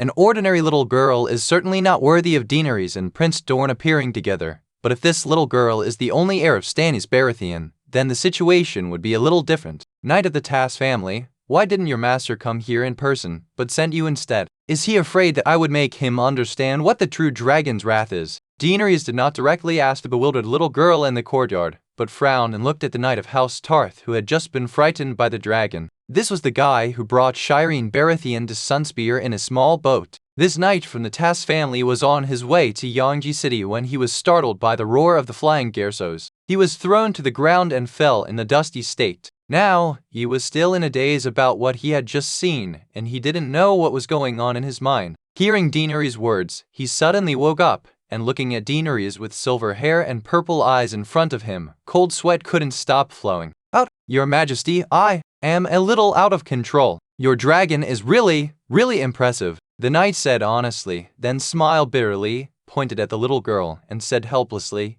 Your Majesty, our Tass family was actually deceived by the Roses who were about to go to hell in this matter. Our Lord believes he has received orders from our Lord Renly to raid Dragonstone and kill Stannis' queen and daughter. We gritted our teeth and did what we were told. On Dragonstone, no one was left alive except the queen and Princess Shireen. But on the way back, Lord Tars suddenly came to his senses and felt that there was something fishy going on. So he took action against the guy who delivered the order and interrogated him personally. The result is that this was entirely the work of the Tyrell family. They stole the seal of King Renly and sent people to deceive us in the name of this matter being shady. In fact, King Renly never issued such an order. When the news reached King's Landing, His Majesty Renly was very disgusted with this matter and thought that we had betrayed him. The Tyrell family refused to admit that they had planned this matter. The guy who brought us the message was sent to King's Landing and soon died of a sudden illness. Now, the whole matter has become a dead end with no evidence. For the sake of his own reputation and to avoid a fallout with the Tyrell family, His Majesty Renly chose to punish the Tarth family. Lord Tarth was stripped of his territory and taken to King's Landing for trial. Before he left, he ordered me to send the still-living Shireen Baratheon to Sunspear as a token of the House of Tarth's sincerity. In exchange, he hopes that if His Majesty defeats Renly and Stannis one day, he will pardon his daughter Brienne, who is Renly's Rainbow Guard. The knight of the Tass family explained the whole story in one breath, his tone becoming increasingly low and mixed with a hint of anger. The only mistake made by the entire Tass family in this matter was that they failed to distinguish the truth of the news in advance, but they were, indeed, innocent. He fought for Renly Baratheon and launched a surprise attack on Stannis' lair, completely cutting off his other options and choosing to follow Renly to the end. What he got in return was Renly's ruthless punishment. On the high platform, Daenerys and Prince Doran looked at each other thoughtfully. 6,000 words. Don't say I'm short today. Chapter 244 Cold Wind and Rain at Harrenhal. That year, when Aegon Targaryen descended from the clouds riding the Black Death Balerion and appeared above God's Eye Lake, King Harren suddenly realized that the thick city walls and tall towers piercing the sky could not fight against the dragon.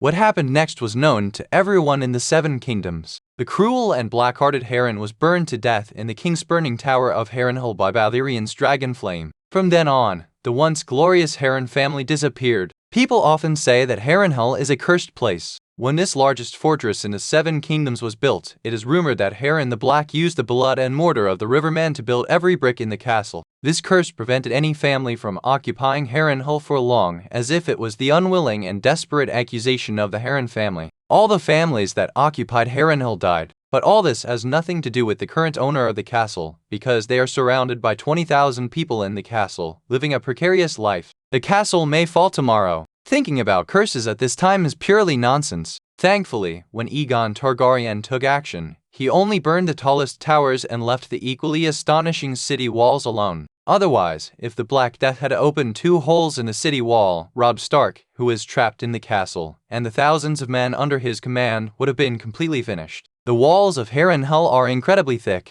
20 war horses can pass through the top of the wall at the same time. After 300 years of wind and rain, the city gate, which is taller than the main castle of Winterfell, is still intact. Relying on such superior defensive fortifications, after Robb Stark led 4,000 remnants to escape into Harrenhal, they managed to withstand the repeated fierce attacks of Tywin Lannister's 20,000 troops. Up to now, the old line has not been left with any loopholes. During this half-month, it happened that Harrenhal was hit by a heavy rain, so the Lannister army stopped the offensive. Their daily task was to engage in fighting with the Northern Army on the city wall. It was pouring rain, and the soldiers in heavy armor were unable to attack the city at all. For the soldiers, forcing an attack while being soaked all over was a huge drain on their physical strength. Climbing the high walls of Harrenhal with a ladder at this time would be no different from seeking death. Since the southwest of Harrenhal is close to the God's Eye Lake, the attack has always been directed at the north gate and east gate of the castle.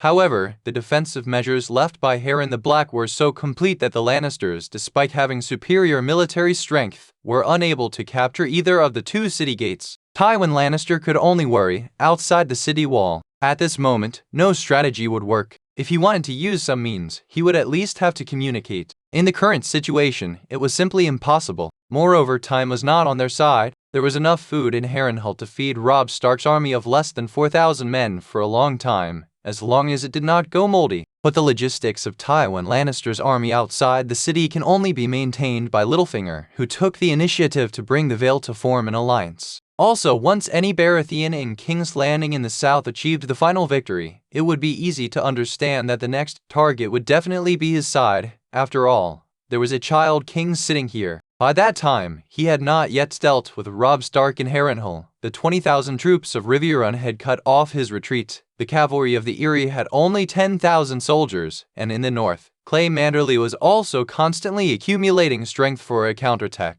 As long as he opened the map, he would know that he was surrounded by enemies, just like he was in King's Landing. Therefore, he had to find a way to gain something as soon as possible, whether it was the people of the Vale defeating Edmure Tully, or rushing into the city and capturing Robb Stark alive. I can't delay any longer. I have fooled Renly and Stannis, but by the time they decide the winner, I will be doomed. But what he didn't know was that a big change was about to happen in Harrenhal, and his chance would soon come. Your Majesty, you still need to rest more. Don't go on patrols on the city wall. If the soldiers see your current state, their morale may be unstable. The only person who could speak so frankly to Robb Stark, now the king of the North and the Riverlands, was Theon Greyjoy, whom Robb Stark had always relied on as his confidant and treated like a brother. This kid was chased back by Clay and Catelyn Tully a year ago, so naturally the series of bad things that changed his worldview did not happen. In addition, during that period of time, the Iron Men did objectively help the North. Therefore, Theon Greyjoy had a pretty good position in the Northern Army. He followed Robb Stark in his battles and won the recognition of some Northern nobles. During the Battle of Harrenhal, he led Robb Stark out of the camp and escorted the King of the North and the Riverlands all the way south to Harrenhal. So, now the eldest son of Balon Greyjoy, heir to the Iron Islands, had become one of the core figures of the remaining northern forces in Harrenhal, participating in all military meetings without anyone questioning him. Theon Greyjoy said to Robb Stark, who was leaning back in an armchair, looking sallow and sick, in a very serious tone. "No, I still have to go. The soldiers need to see me," Robb Stark said weakly, followed by a violent coughing fit. In a battle 3 days ago, the young king of the north went to the city wall and, despite the opposition of the nobles, joined the soldiers in hacking and killing the Lannisters who climbed up the wall. The young wolf's martial arts were undoubtedly very strong. He fought for quite a long time, and his body and sword were covered with the blood of the Lannisters, but he himself did not have a single wound. But it is easy to dodge a spear, but difficult to guard against an arrow. Just when the battle was about to end, an arrow from nowhere pierced Robb Stark's armpit when he raised his arm to kill. Fortunately, it was on the right side, and Robb Stark was wearing more than one piece of armor, otherwise he would have died on the spot. But this arrow still made the King of the North in the Riverland lose his combatability on the spot, and he was urgently helped down by the guards. But this scene was seen by the soldiers present after all.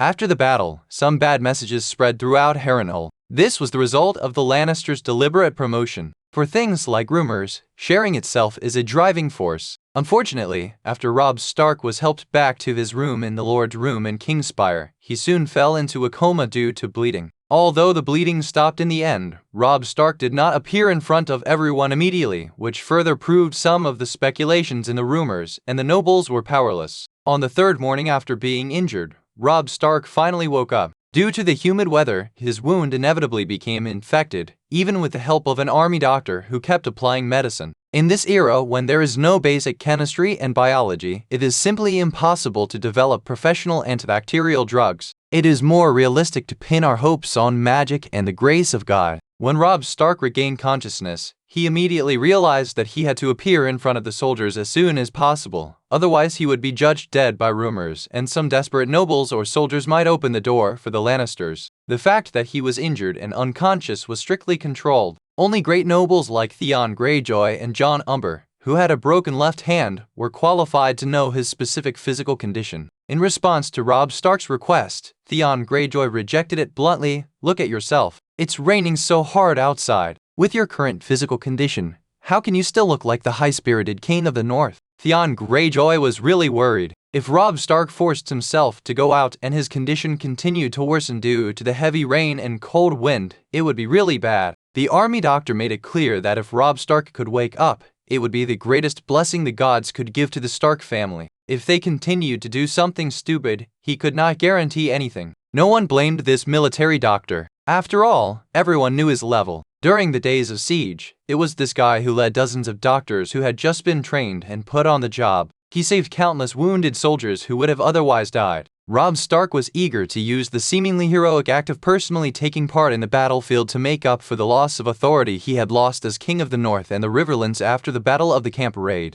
However, with his unexpected injury, all these efforts were wasted and counterproductive. "Theon, did I do something wrong?" Robb Stark did not insist on getting up. The feeling of weakness all over his body and his still chilling body made him realize that he was very close to meeting the gods. He thought he was not afraid of death, but if he died in Harrenhal now, the remaining 3,000 plus Northern army would suddenly collapse and be massacred by the Lannisters. Theon Greyjoy felt very uncomfortable when he heard him say this. Ever since he came to Winterfell, he has always had a very good relationship with Robb Stark. He witnessed with his own eyes how Robb Stark led his army to victory over the Lannisters and moved toward the position of king step by step. But he was also an eyewitness to the Battle of the Camp Raid and understood very well the sense of disappointment that Robb Stark felt. From a king who commanded an army of 20,000 and marched south to avenge his father, to now only having more than 3,000 soldiers left, a virtual prisoner huddled in the cold wind and rain, no one could accept this immediately.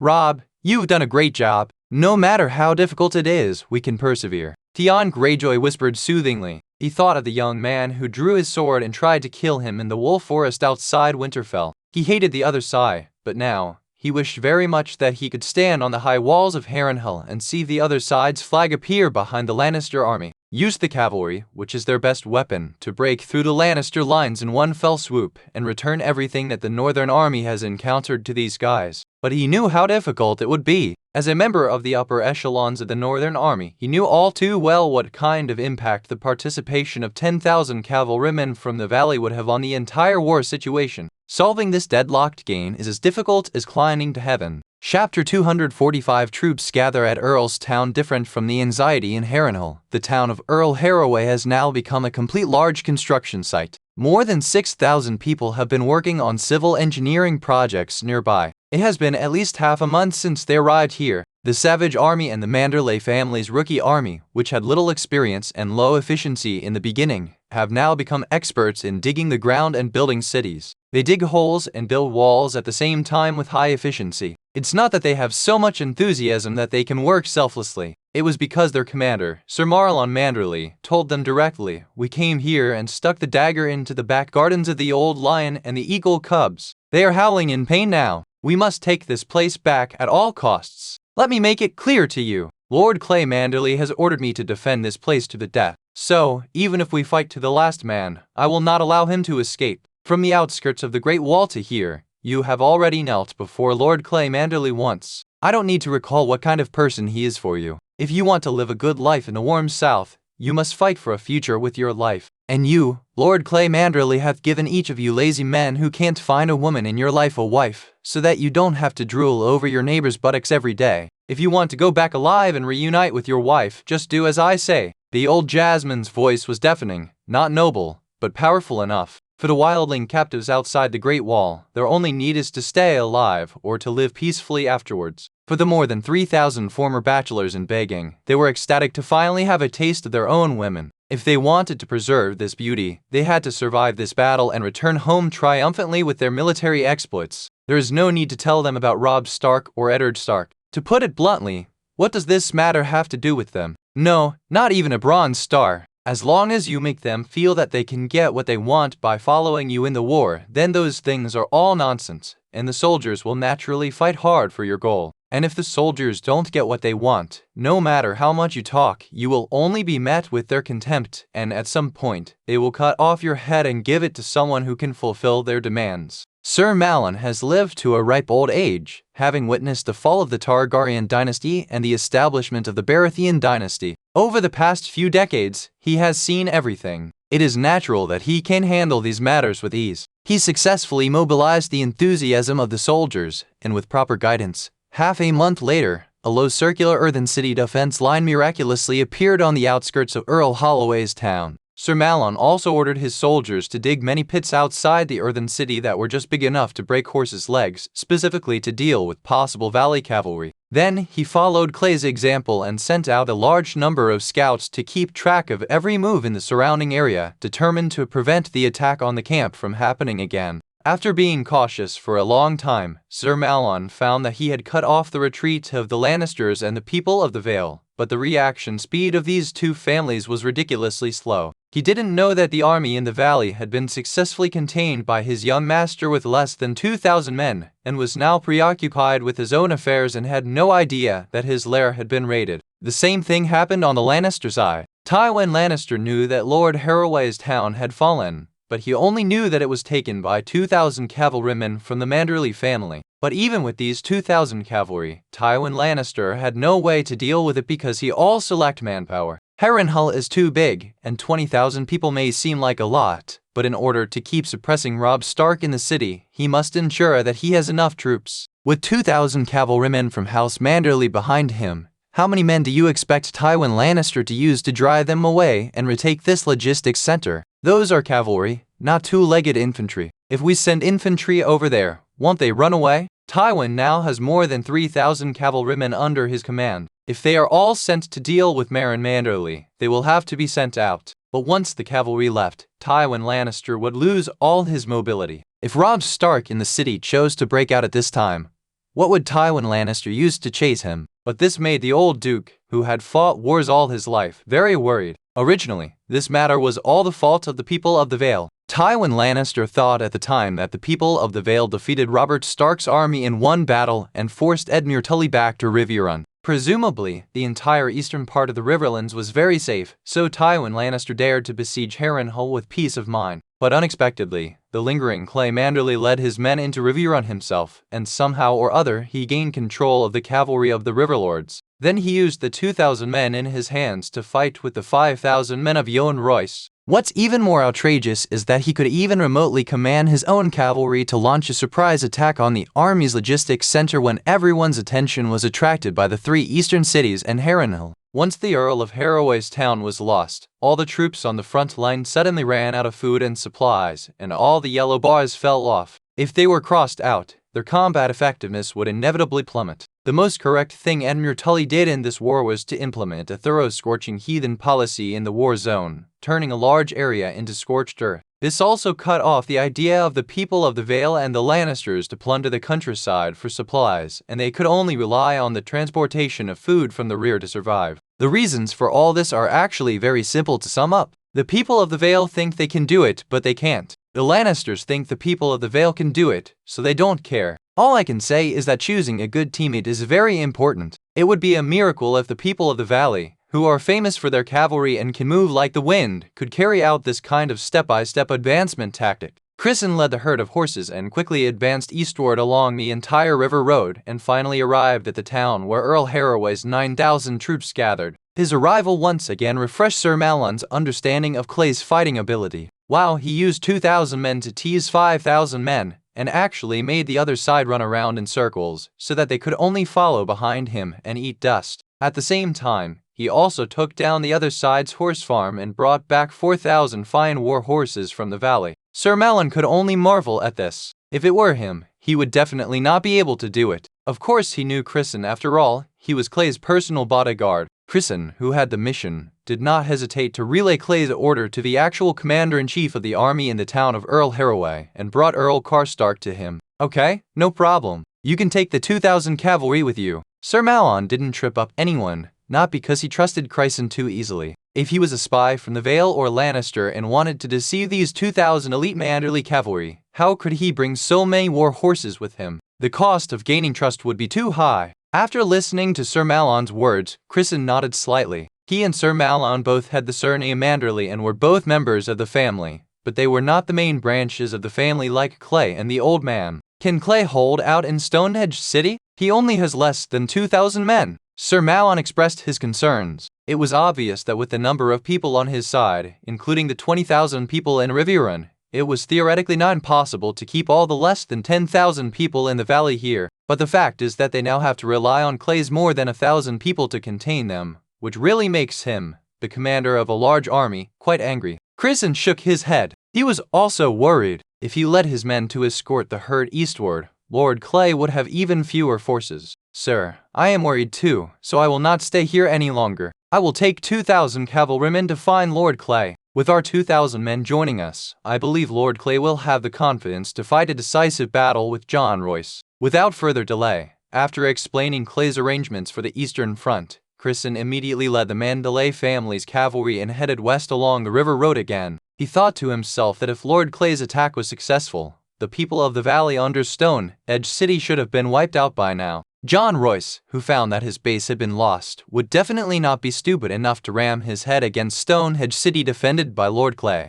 He would either go south to meet up with the valley troops in the other two cities, or retreat directly to the east. No matter what he did, the most important task of his 2,000 men was to block John Royce's retreat route. Clay said that he would smash John Royce's army, and as his personal guard, Crisson naturally had to share his master's worries. My Lord Earl, since Lord Clay intends to let you command the army, I will naturally not be stingy. I will become your deputy and assist you in commanding the army. Sir Malon's tone was calm, but Lord Karstark, who was sitting opposite him, could hardly hide his excitement. Along the way, he kept thinking in his mind how the Manderly family could have gathered 7,000 people in the east for him to command. If we take into account the losses in the previous war and the 2,000 cavalrymen who just left, wouldn't the army directly under the Manderly family number over 10,000? This is a number that no family in the north can accept. But now, when Lord Karstark saw with his own eyes the brand new earthen city standing in the wilderness and the densely packed figures busy building the city,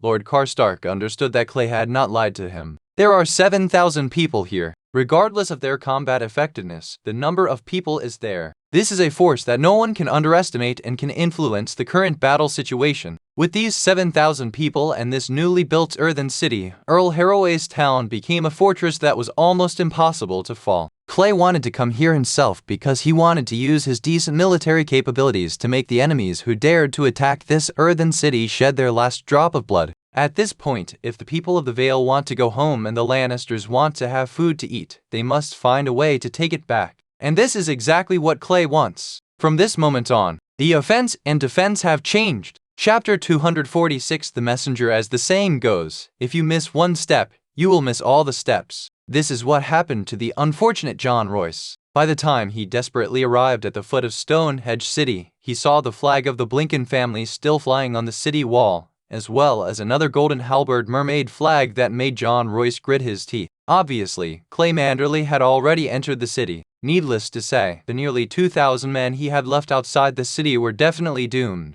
Seeing them approaching, the gates of Shilly City were already closed tightly, leaving them no chance at all. By now, the snowfall that had lasted for more than 10 days had finally stopped. The air was fresh and visibility was excellent, so John Royce could see the situation on the sea wall clearly from a distance. The reason why he wanted to come to the foot of Shilly City was, firstly, because he wanted to see with his own eyes what the two camps under Shilly City were like. If Clay Manderly was really tripped up by the two camps, then he could attack him from both sides. The second reason was that his eldest son, Andrew Royce, the heir of Shishi City, was arranged by him in the North Camp. Originally, I wanted to take the boy to see the world and get acquainted with the people in the army, so that he could know what the battlefield is like. The head of every large family will do his best to pave the way for his heir. This is an inevitable requirement under this aristocratic feudal system. The eldest son must inherit the title. If he is a good-for-nothing who knows nothing, then the whole family will be implicated.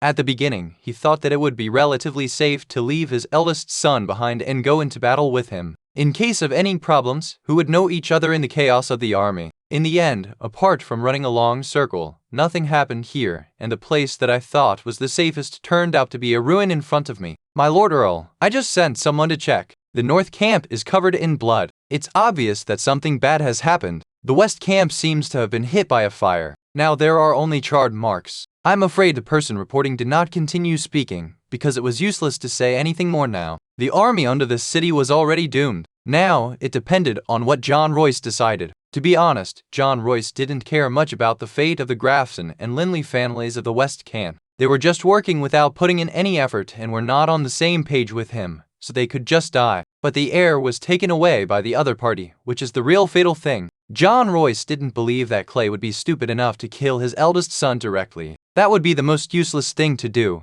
Looking at the flags flying on the city walls, which seemed to be silently mocking John Royce's incompetence, the Earl of Runestone City suddenly felt a tightness in his chest. With his right hand on the hilt of the sword at his waist, John Royce struggled. He wanted to draw his sword and fight to the death with Clay Manderly, who must be in the city. But his remaining rationality told him that at this time, his army was already at the end of its strength, and it was only because of the anger caused by being fooled by Clay Manderly that it was able to hold on to this point. The army only has the strength to fight one last time. If they lose this battle, the morale of the army will surely collapse and the essence of his Royce family will probably be lost. There is nothing that can be done about it. The cut here made him continue to struggle, and the people in the city also responded in time. The news that the Valley Cavalry appeared outside the city soon spread throughout the city through the desolate sound of trumpets. Clay, who was enjoying lunch, was forced to stop his interaction with the food and came to the top of the city with a frown. There were not many winter clothes in Shilly City.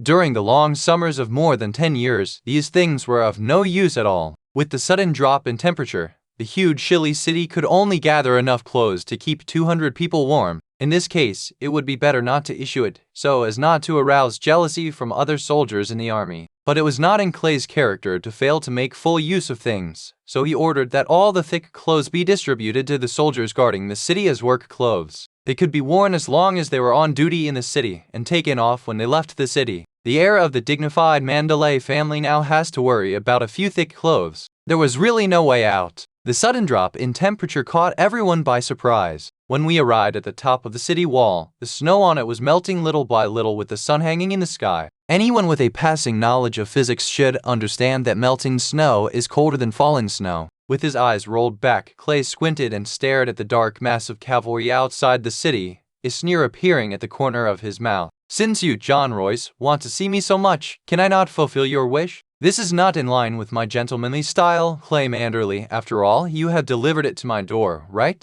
On the wild riverlands, where black, white, and yellow meet, John Royce's cavalry kept marching. They had no shelter and let the biting cold wind take away the heat from their bodies. Just when John Royce was about to swallow his anger and send someone to negotiate with Clay to see if there was any other way to redeem his beloved son, the sharp-eyed guard next to him suddenly pointed to the top of the city wall and said in surprise, "My lord Earl, look at the top of the city wall. That's Clay Manderly's flag." This guard had never seen Clay before, so he was so sure that this was the flag of Clay Manderly. There must be a reason for that, because this is a much larger flag than the small flags next to it. It is a gorgeous flag usually used as the command flag of the Central Army in the army. It is the symbol of the entire Manderly family. Every time Clay goes to war, it follows him. John Royce also saw the huge golden halberd mermaid flag, and the anger that he had just suppressed suddenly surged up. During the days he was heading north, he had dreamed of seeing this big flag appear before his eyes. However, now that this big flag appeared, John Royce was not happy at all, but only felt deeply humiliated.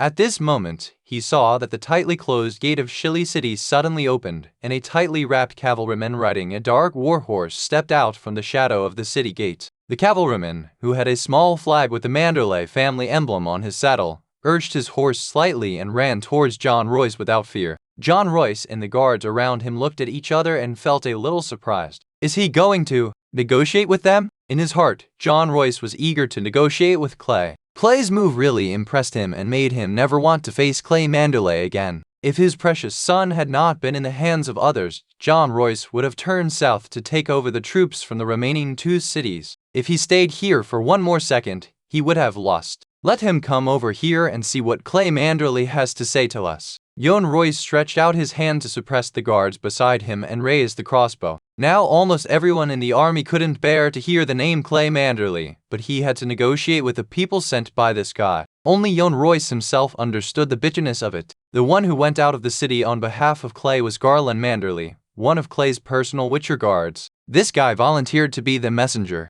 The last attack on the West Camp opened the door to a new world for him. When he went out, Garland Manderly was thinking about what Lord Clay had taught him, and he felt inexplicably happy. However, seeing the dark crowd on the opposite side, Garland Manderly could feel the anger that even the cold wind could not stop from a distance, so he cleverly cast a Quen sign on himself. Well, Lord Clay said that protecting yourself is always the first priority. Only by keeping a good body can you establish more merits on the battlefield in the future. It's definitely not that he is a coward, absolutely not. He rode his horse to the huge orange pebble flag representing the Royce family of Rune City and stopped about 20 steps away. This is a distance that everyone can accept. If it is farther, the communication between the 2 sides will basically have to rely on shouting. Otherwise, John Royce and Garland Manderly will have to worry about whether the other party will take the opportunity to draw their swords. John Royce frowned. He didn't know who the person coming was. He had never seen Clay Manderly, but his experience told him that although the person coming was as young as Clay Manderly was rumored to be, it definitely couldn't be him. How could a head coach come here to act as a messenger? He waved his hand, signaling his guards to go forward and ask the Manderly family knights about their purpose. The guard took the order, squeezed his legs against the horse's belly, and urged the horse to move forward. After a moment, the guard returned with an angry look on his face because the cavalry from the Manderly family refused to talk to him at all. This guy specifically mentioned names and only negotiated with John Royce because he came on behalf of Lord Clay Manderly, and everyone else was not on equal terms with him. Biting his back teeth hard, John Royce repeatedly told himself not to be provoked. The situation was stronger than the man. Clay Manderly was standing on the city wall, looking at him with contempt, and he could only be furious. Taking a deep breath, John Royce said weakly, "Let him come over." Garland Manderly enjoyed the looks of the valley cavalry around him, as if they were watching a military parade, and slowly approached John Royce in the middle. Thus, Garland Manderly, who represented White Harbor and the twins, and John Royce, the Earl of Runestone, stared at each other in an extremely awkward atmosphere, neither of them willing to speak first. After an unknown amount of time, John Royce, whose eyes were sore, suddenly realized that it was very stupid of him to do this with a young guy. Does he still have the dignity of the Earl of Runestone City? What does this mean to a messenger glaring at him? Young Royce, whose mentality had been in a state of semi-collapse recently, finally couldn't help it. He was the first to break the silence and said in a tough tone, "Tell me your purpose, courier from Clay Manderly." Garland grinned. He got a different kind of pleasure from bullying John Royce, but now it was time to get down to business, so he couldn't help but smile. He calmed down and thought about the principles that Clay had explained to him in advance for this mission. Garland, your purpose this time is to try your best to force young Royce to attack the city. Don't worry, they won't dare to touch you. Just tell them that if they dare to touch you, I will kill the son of the Earl of Runestone City. Garland Manderly then answered young Royce's question, "My lord Earl, now, how about we discuss your surrender ceremony?" Chapter 247 The Consequences of Information Gap Surrender Ceremony? John Royce could hardly believe his ears, and the guards around him were also stunned after hearing this. It would be reasonable to say that they are already the remnants of a defeated army at the end of their rope, but now, they are still among thousands of people. Although they have experienced hardships along the way, they have not been defeated. How can they be asked to discuss a surrender ceremony? Even if I surrender, to whom should I surrender? To Clay Manderly? Waking up from this absurd feeling, John Royce felt a great humiliation that almost made him lose his mind. It was clearly Clay Manderly who was besieged in Stonehenge City by his own army. How dare he say this to him? John Royce suddenly turned his head, his bloodshot eyes fixed on Garland Manderly. The boy looked relaxed and nonchalant, with the smile on his face still the same, and even a little mischievous, which reminded John Royce of another guy whom he also disliked. Think carefully before you speak, boy. If your tongue can't speak, I can also use my sword to help you. John Royce's voice, which was filled with suppressed anger like a landslide, made Garland Manderly feel pleased, because he realized that the Earl of Runestone City in front of him was more easily angered than he had imagined. His eyes swept across the faces of John Royce and the guards around him, and he found that these guys' faces were flushed and they were almost on the verge of losing control. This won't work. If the time is too short, the effect will often not be good, and the stimulation brought in the end will not be enough. You can't do that all at once. So, Garland Manderly prepared to change his posture and continue chatting with these guys. He said, "Lord Clay sent me here because he believes that you are all reasonable gentlemen who can communicate." These words, spoken by Clay Manderly's messenger, were quite helpful to John Royce and his gang. "If you can speak, please say more. Please continue. Before, you were despicable and shameless, and attacked my northern army without any reason, causing His Majesty Rob to still be trapped in Harrenhal." The Valley Knight's facial muscles, which had just relaxed, suddenly tensed up again. They were pointed at and called despicable and shameless, but they could not refute because what they did was indeed not a decent thing to do. Garland Manderly continues to output. So, in response, Lord Clay led his troops to move you fools away from Stonehenge City, and then easily defeated the shrimp soldiers and crab generals stationed under your city. Just 2 days ago, the Grafson and Lindley families of the West Camp surrendered to my army. After all these words, he didn't mention a single word about what should happen to you, John Royce. But the word disgusting that could not be concealed in his words hit everyone in the valley who heard these words hard. Young Royce was somewhat dazed. He couldn't figure out whether the young knight in front of him was really not afraid of death. Did Clay Manderly send him here with any sincerity to negotiate? Was he doing this on purpose to irritate him? Garland Manderly wanted to continue talking, but he suddenly saw the valley cavalrymen opposite him with distorted faces, and someone had already drawn the sword from his waist. Well, it seems that this posture has reached its limit. I can't continue any further. I have to change the posture and take a break. Garland Manderly obviously knew this well, so he wisely kept his mouth shut and waited for the opponent, John Royce, who was almost confused by the anger, to start his round. John Royce's head, which had a fairly good amount of hair, thought anxiously for a long time. Before his rage almost completely burned out his reason, he finally remembered that his son was still in someone else's hands. He finally understood why a little knight from the Manderly family dared to be so arrogant. If he were to catch Robb Stark and bring him to Winterfell, he would probably use the same disgusting tone. Gritting his teeth and holding it in for a long time, John Royce finally made sure he could speak normally. He took a few deep breaths, stared at Garland's face, which was still full of sarcasm, and said coldly, "Boy, put aside your despicable thoughts. I won't be easily angered by you. Now tell me, how can Clay Manderly let my son come back?" Garland Manderly saw that John Royce was about to burst out, but now he was able to suppress it by force. He couldn't help but look up to the Earl of Runestone City. In response to his question, Garland tilted his head and chuckled. "You people of the valley, hand over all your horses and armor and walk back to the Blood Gate on foot. We promise not to launch a sneak attack like you did. How about that?" You are arrogant. John Royce almost got angry again. Normally, if he was calm and had the upper hand, these words would not make him so angry. But now, after the long journey, his condition was already poor, and his eldest son fell into the hands of the enemy and his life or death was unknown. The threshold for tolerance of anger has dropped a lot compared to before. If someone teases you,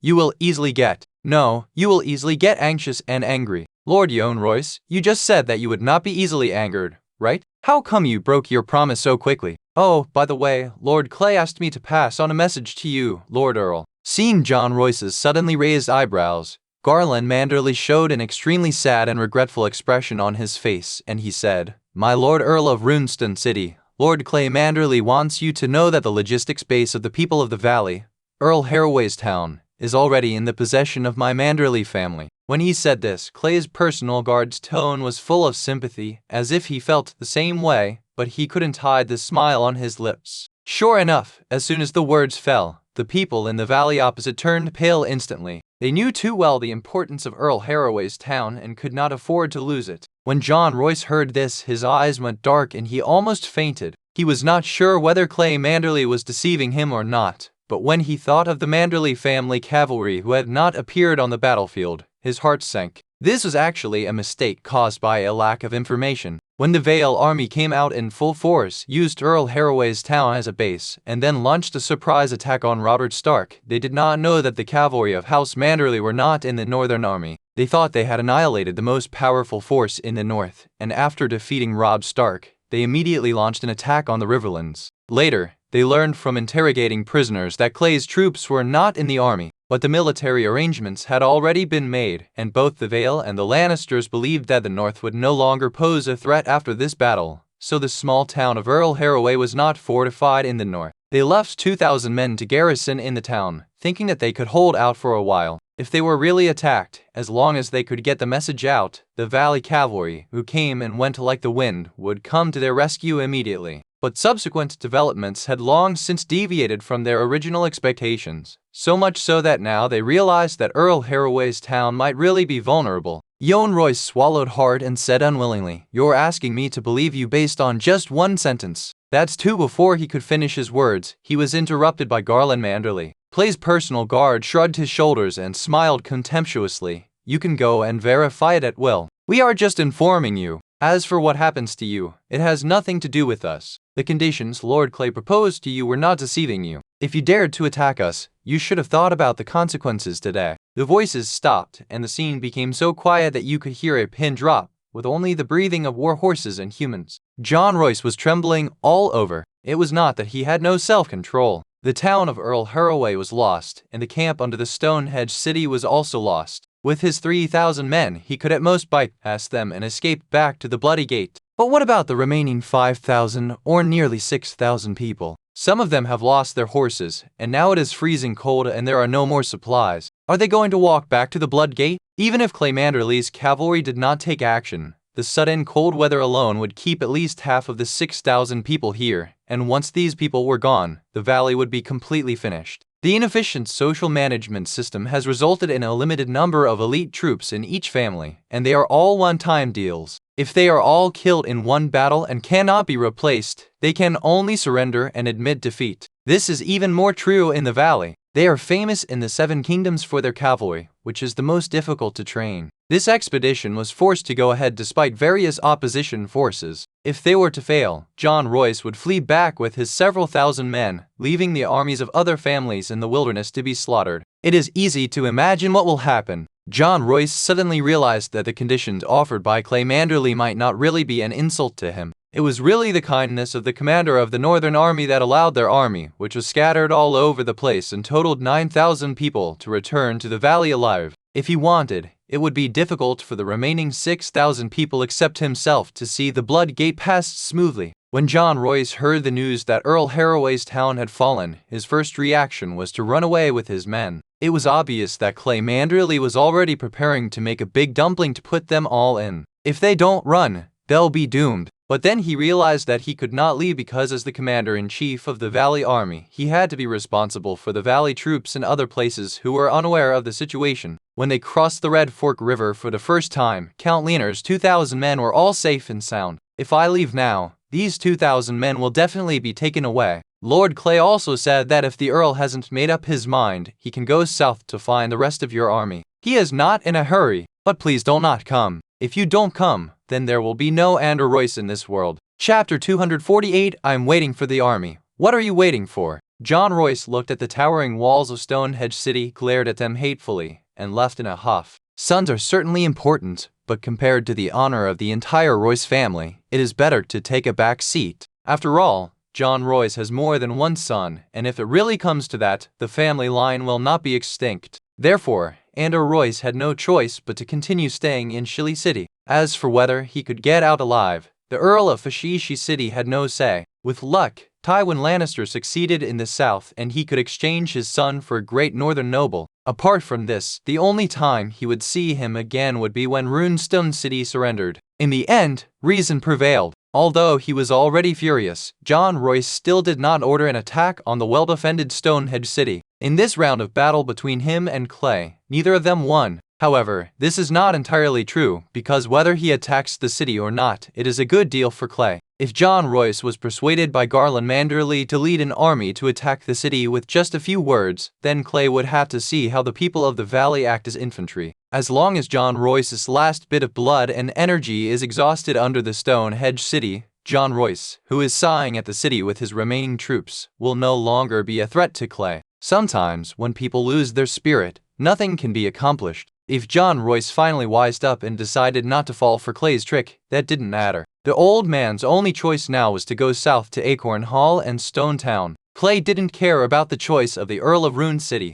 You can go or not, as long as you don't get in the way outside Shilly City. Anyway, you had 10,000 men camped outside the city and failed to take it. Now you are a tired army. In such a cold weather, it's impossible for you to achieve anything. John Royce decided to go south to endure the cold, and Clay of course agreed. Time was on his side. As long as the 2,000 family cavalry brought by Chrisen arrived, Clay's chance would come. Spreading out the map and looking at the area around Stone Hall Town and Acorn Hall, further south is the endless River Bend Plain. That is the territory of the River Bend people, and the people of the valley are unlikely to provoke them now. If you go west, you will reach the intersection of the Hampshire River and the mountains. That place has no value for military occupation and the transportation conditions are extremely poor. As for going east, do you want John Royce to go to Tywin Lannister to ask for milk in a dusty state? If John Royce dared to go east, then Clay would immediately lead his troops north and wipe out the 2,000 men he had sent to chase Earl Mallister in one fell swoop. Moreover, even if the armies under the two southern cities were joined, considering the losses caused by the long siege, John Royce was lucky to have more than 6,000 men under his command.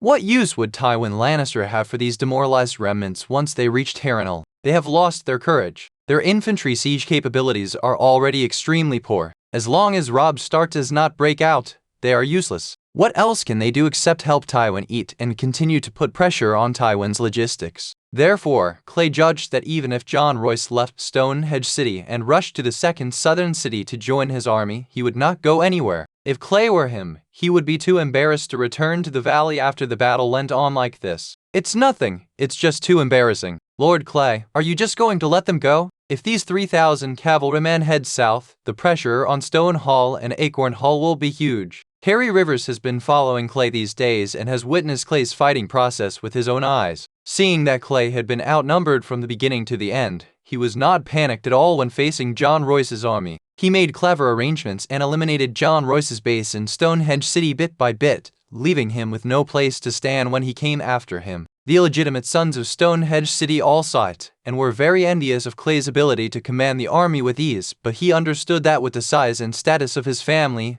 plus his own identity, he would always have to obey orders. In this rigid and stagnant society, whether a person will command others or listen to others is determined from the moment he is born. A prestigious surname really represents almost everything. Standing on the top of the city wall, Clay looked at the southern part where John Royce had left. He glanced at the good-looking boy and replied calmly, "I believe the people of Acorn Hall and Stone Hall can defend their castles. If they can't, I will lead troops to avenge them in the future. Do you understand?" Harry Rivers was silent. Clay had told him a long time ago that the three eastern cities were not worth it for him, Clay Manderly, to give up his own interests to protect. When necessary, they could be sacrificed immediately without any hesitation. Although Clay's army was now stationed in Stonehenge City, and he, as the defender of Stonehenge City, would be safe no matter what. He still felt uncomfortable when he heard Clay speak in such a relaxed and casual tone, as if he was judging the fate of the other two cities. He completely forgot that Clay Manderly in front of him was not from the Riverlands at all and had no obligation to help them defend the city. Clay didn't have time to care what he thought. He didn't care and didn't want to know. Harry Rivers, use your name to contact Riverrun now and tell Edmure Tully that the siege of Stonehenge has been lifted.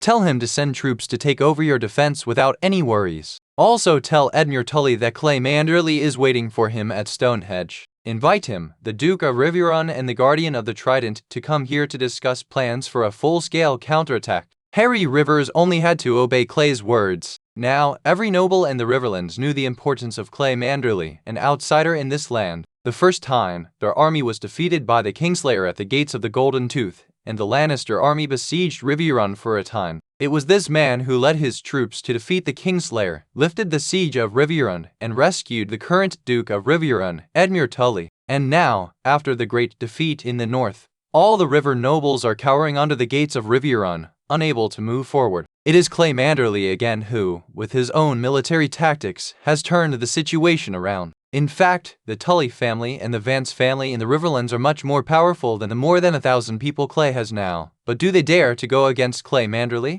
They didn't dare to do that. On the contrary, they had to cling to Clay and use his military capabilities to protect them. If Clay gave up, how could they be a match for Tywin and Littlefinger? This is why Clay could easily borrow 2,000 cavalry from the princes of Hedgian. Both sides just got what they needed. Although the weather had cleared up, the temperature near Stonehenge City was still frighteningly low, and the white ravens from the citadel had not yet arrived, which meant that the old scholar's speculation that winter was coming was still valid. Clay estimated that the temperature would warm up a little after this snow, but it would definitely not reach the warm state before. This time he asked Crisson to meet Sir Malon and gave him a word of advice in private. Immediately notify the old man and the twins and Uncle Willis who controls White Harbor and have them urgently produce or transfer at least 30,000 winter clothes to the twins, ready to support the army heading south and changing clothes at any time. As for why so many are needed, it is of course because Dorne might also use these things. Instead of expecting those guys who don't even wear proper clothes because it's so hot every day to consider winter clothes,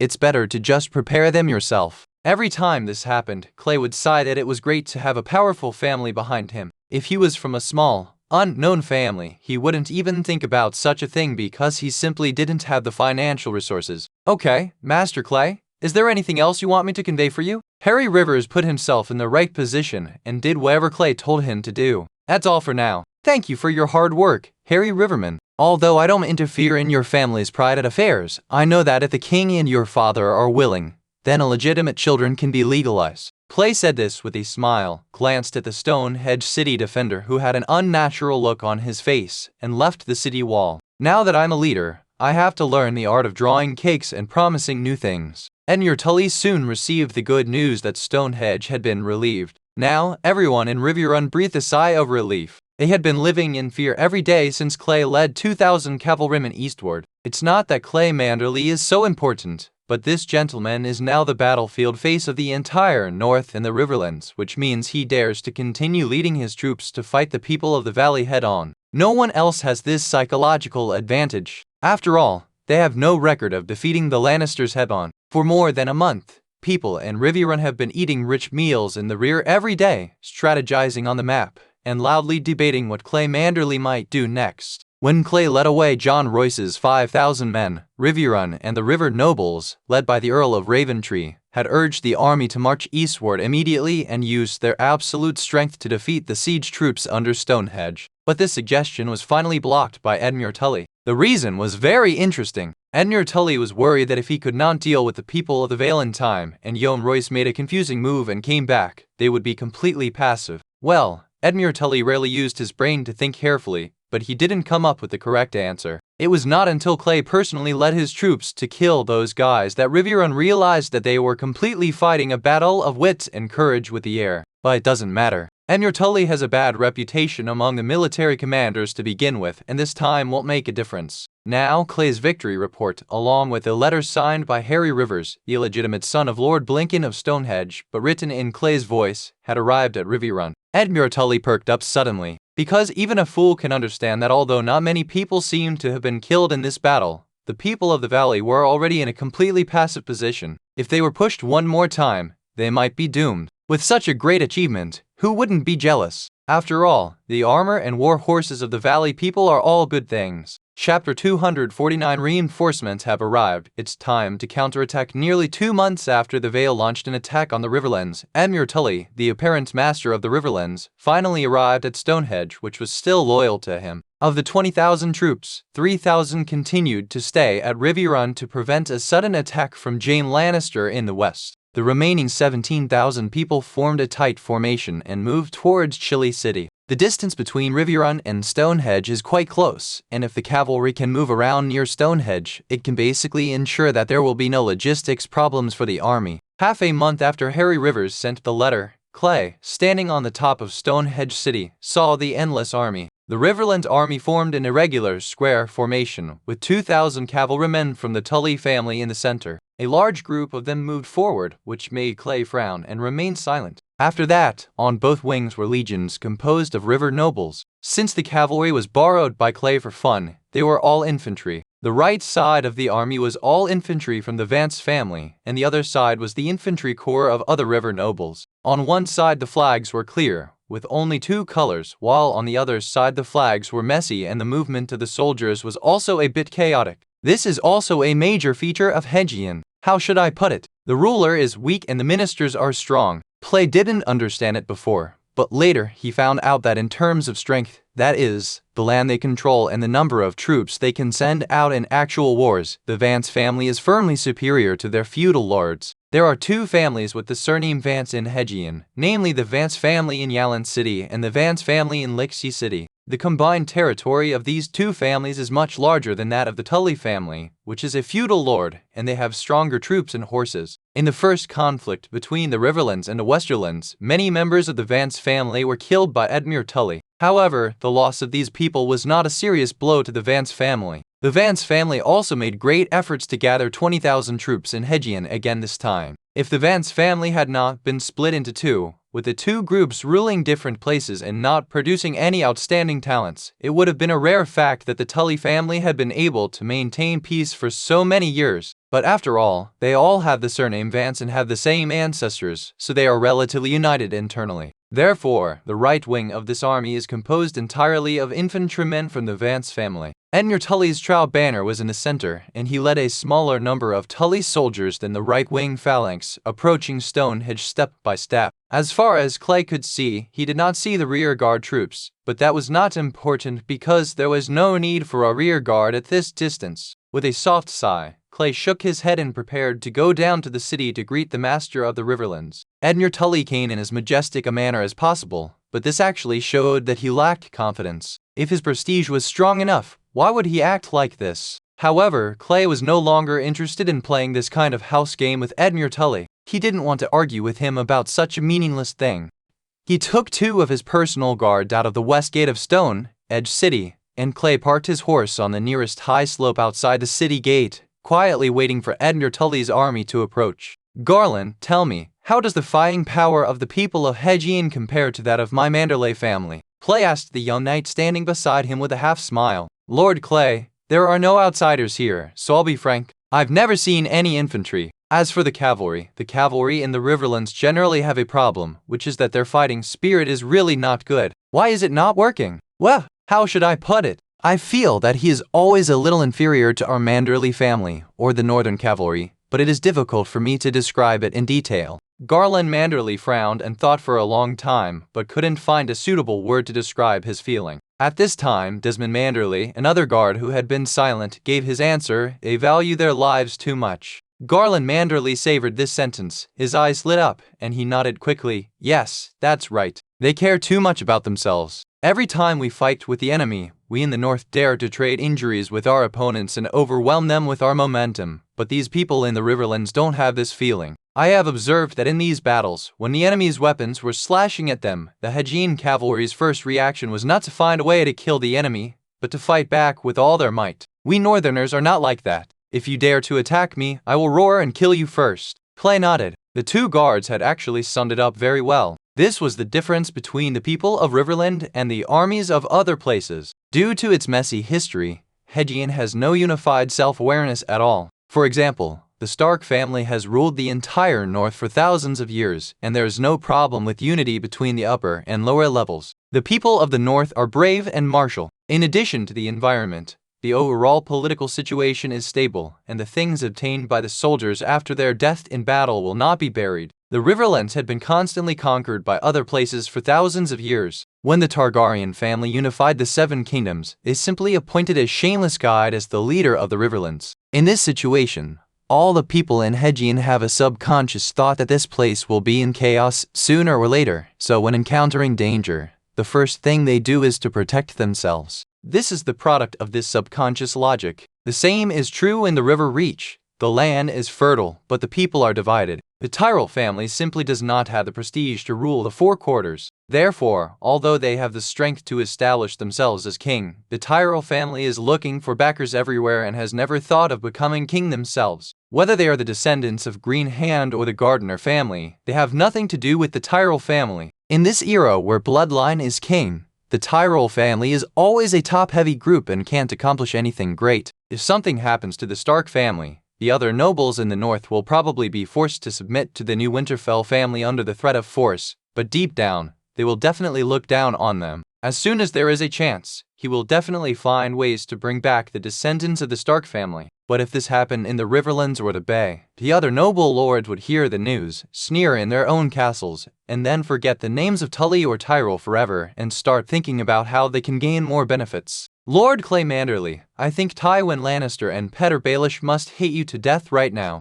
In the Hall of Stonehenge, Edmure Tully spoke to Clay in a very admiring tone. All the famous and powerful nobles in the Riverlands gathered together, their eyes fixed on Clay, who was standing next to Edmure Tully with a calm expression. They knew very well that it would be impossible for them to stand here and hold this so-called victory banquet without Clay Manderly's series of fancy operations. Therefore, everyone cleverly chimed in, praising Clay's military exploits to the sky, as if they couldn't wait to capture Tywin Lannister and Littlefinger in the next second. That's not necessary, Lord Edmure. At least I am impressed by the bravery shown by the Riverlands soldiers in this war. Without them, how could I have achieved any military exploits? Clay responded indifferently. It was meant to be humble and polite, but it made Edmure Tully look a little unnatural. To him, Clay was mocking him for not knowing how to command troops. The soldiers from the Riverlands were still capable of fighting, so why did they suffer defeat after defeat at his hands and end up being frightened by the people of the Vale and hiding in Riverrun? Edmure Tully's face turned red. He wanted to refute, but he didn't know how to say it, because Creaming didn't attack him on the surface, and he himself didn't have any impressive battle records. He could only stammer and stand aside awkwardly. At this time, the Earl of Reventry City, Tytos Blackwood, rescued his lord. He came to the two of them with a glass of wine and said with a smile, "Lord Clay, we now have 17,000 troops at Stonehenge City. Everyone is happy. Can you tell us about your next attack plan?" Lord Tytos Blackwood offered Clay a drink and drank it in one gulp. He looked at Clay, opened his arms and continued, "Lord Clay, after this battle, I personally have no doubts about your military ability. In future wars, the Blackwood family will stand behind you." His words resonated with the Earls of the Riverlands, and the noisy voices drowned out the cough that Edmure Tully tried to cough. Although this does not mean that the Riverlords have to swear allegiance to Clay Manderly, it is an obvious signal that Edmure Tully is one step closer to completely losing his military power. Again, the nobles in the Riverlands are not fools.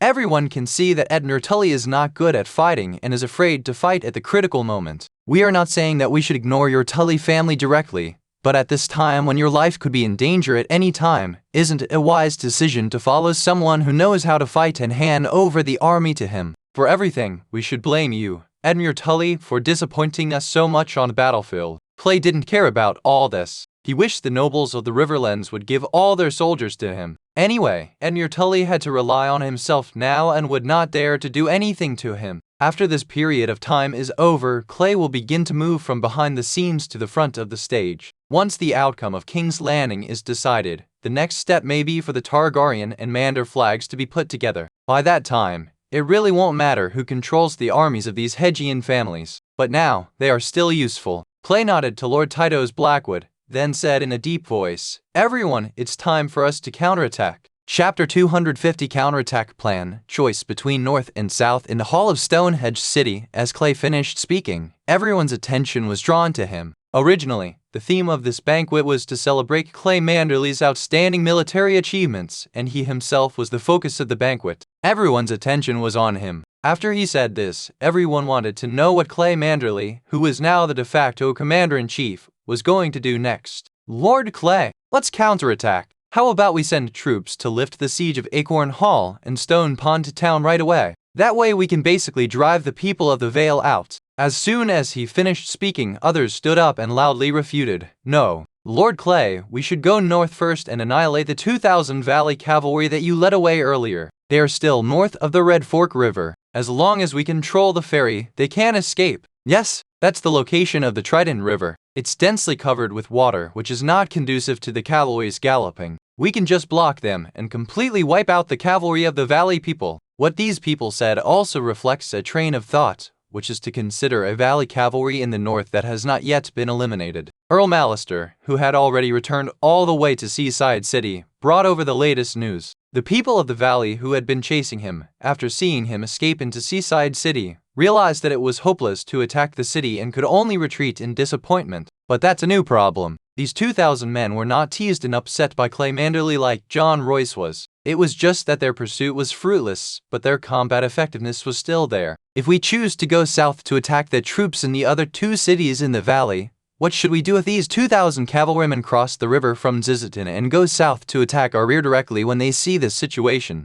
A noble from the Riverlands suggested this, and his words were immediately echoed by many people. Many people slammed the table, and wine spilled all over the surface of the long table. In fact, this is the current situation. If you attack the north, you will leave enough time for Yohn Royce in the south to take his remaining troops and go to Tywin Lannister to beg for food. If Clay chooses to attack the south, it means that the 2,000 cavalrymen allocated by John Royce will definitely not be able to handle it. Not only would letting them escape possibly threaten his own logistics line in the end. After all, there were 2,000 cavalrymen, and Clay would have to deploy at least twice as many troops to ensure that the logistics line was not interrupted. Lord Clay, do we have the ability to send troops in two directions? I heard that your army has captured Earl Harroway's town. Can we order the troops there to attack the people of the valley from both sides? Count Norbert Vance asked. Clay glanced at the Riverland noble whose family emblem was a tower and a dragon, shook his head, and answered his question. I'm afraid I'll disappoint you.